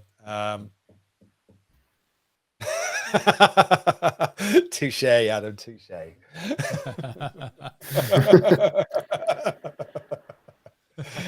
How many copies of that have sold, Leigh? Oh, here we go. There we go. There we go. Wow. That's harsh, isn't it, when you get dominated. That is brutal. 9 on the river. Fabio breathes again. Yeah. Wow. Adam, I just hope you're using not the signed version you asked me to send you, because I don't want that going down in value with you thumbing through it. Do you know what I mean? So yeah, if you could, yeah. Can it go down in value, Leigh? Oh dear. Yes, it's like me saying I write a book on my satellite tactics, and it's about 2 pages long. Yeah, that's pretty much it. So. What's that? There's an old footballer's autobiography, isn't there? There's a chapter, isn't there? What the average director knows about football, and it's literally a blank page. Yeah. Brilliant. We were definitely rooting for you, Adam. Nothing you can do if you don't get any cards on that final table, and you're watching others with the deck absolutely smack them in the face. Nothing more frustrating than that when you run so deep in a comp. But got to be happy with that. Say it's nearly $1,100 profit on that comp tonight. So very well done. Fabio makes the call. Oh, has got the 2 pair. Flopped the 2 pair and up against the aces, and has already flopped the 2 pair. Played it very well, actually, Fabio. Fabio now back in this. 20 bigs against Stevens 46. This is up for grabs now, as I think somebody said once. Get rid of that autograph, Leigh. Yeah. Thank you very much, Kev. Yeah.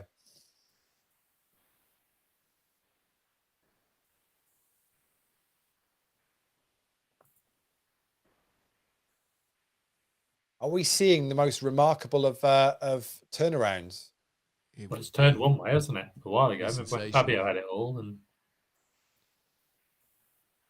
certainly, yeah. As far as the heads up with the stack sizes coming into this heads up, you just thought, well, this is just going to be you kind of in a way. Maybe Steve would have been better off just literally shoving every hand and taking, and knowing that would have to take one of them. Yeah, would have to take one of them. Oh, Fabio's all in. Well.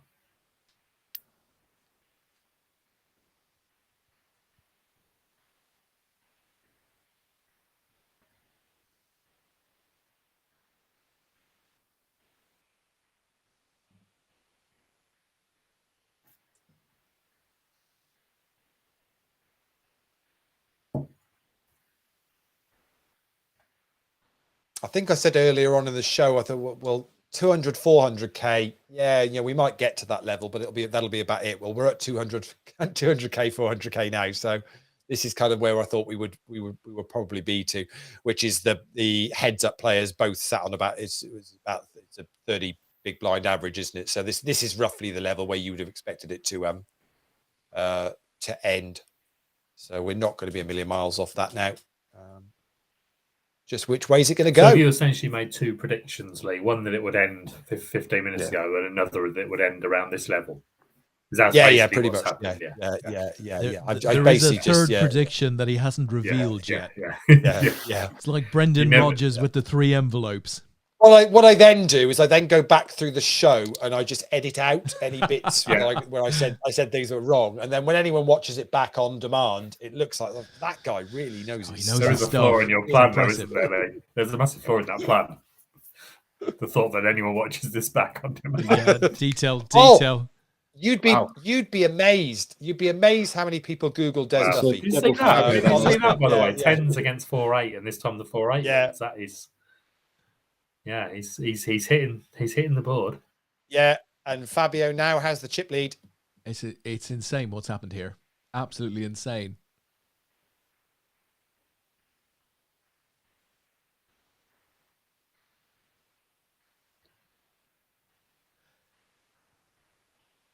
I guess having spent the last hour small ball raising everything, the question now is, can Steve switch gears, and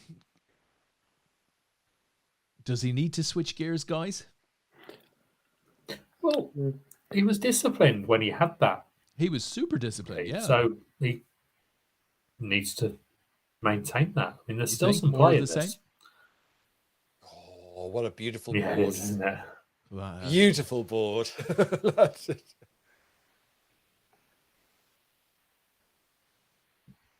But Fabio is just chipping away here.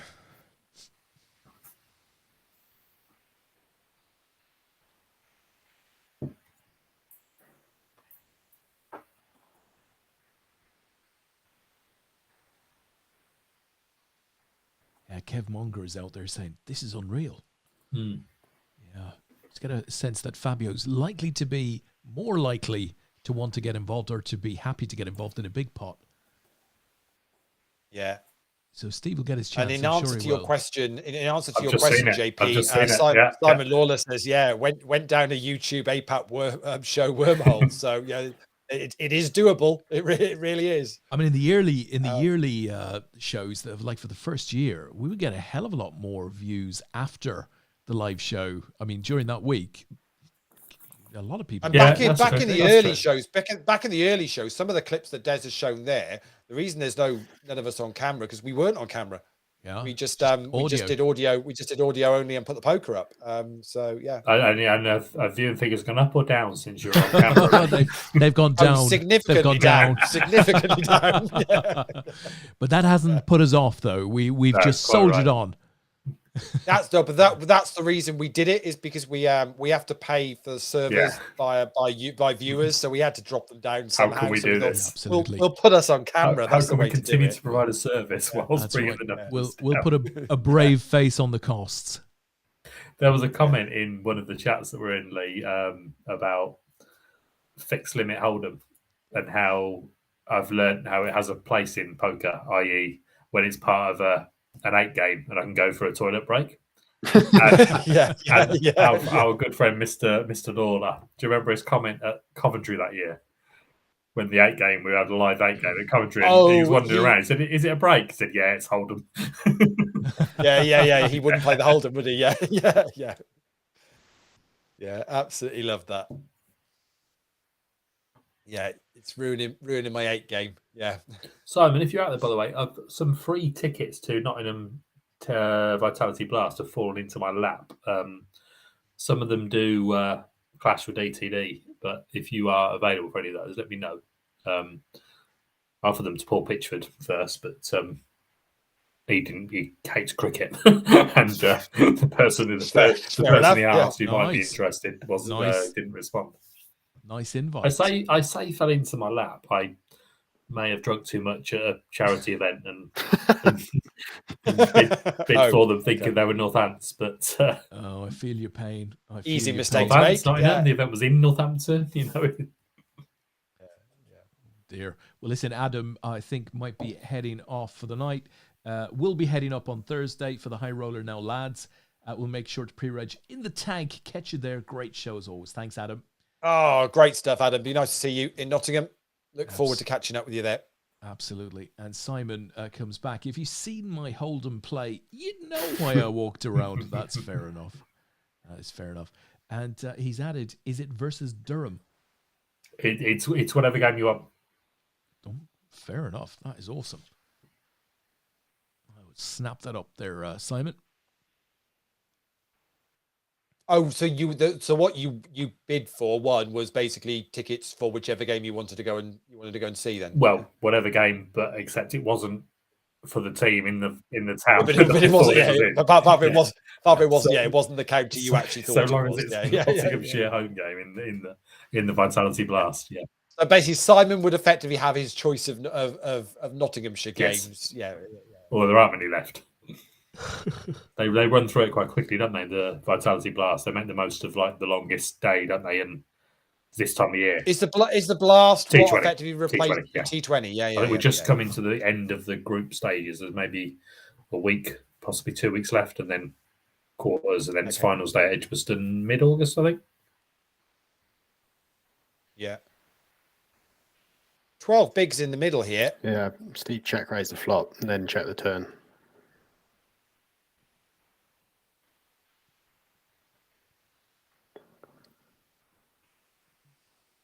That's unlucky.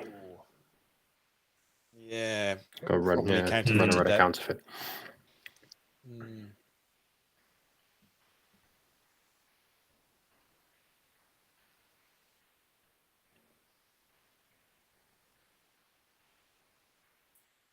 Blinds go up again, so we're at 300k, 600k. I don't know whether anyone was listening to the show earlier on, but this is the level I said I thought guys. yeah. This could be it. Queen 7 at risk, and if he doesn't hit, and he doesn't, and that is going to be that. Wow. Fabio Sperling from the UK is going to do the win and picks up the APAT gold medal in WCOAP event number 9, the 6 Max Turbo, picking up $2,293. Very well done to you, Fabio. That was up and down all over the place. Very unfortunate to Stephen Burt there. Picking up the silver medal, though, with $1,608. And super friend of the show, Adam Neal, $1,142. And that rather nice APAT bronze medal. Also well done to the winners in the in event 7 and 8 that we watched earlier on tonight. We're going to do this turbo stuff, Des, again tomorrow night. Exactly the same tournament, just with a knockout element thrown in for good measure as well. So if you want to get involved in that, starts at 8:05 tomorrow. There will be satellites and feeders running throughout the day on Party Poker. So go. And I think Kev Monger in the chat summed it up quite beautifully there. What an insane run for Fabio. Well played, mate. I think that sums it up quite nicely. Yeah, I think so. Thank you, guys. Appreciate you spending the night with us, Tom, JP. We're going to be back tomorrow night. We're doing it all over again, Leigh. So we'll see all of you guys tomorrow night. Have a great rest of evening. Night, guys.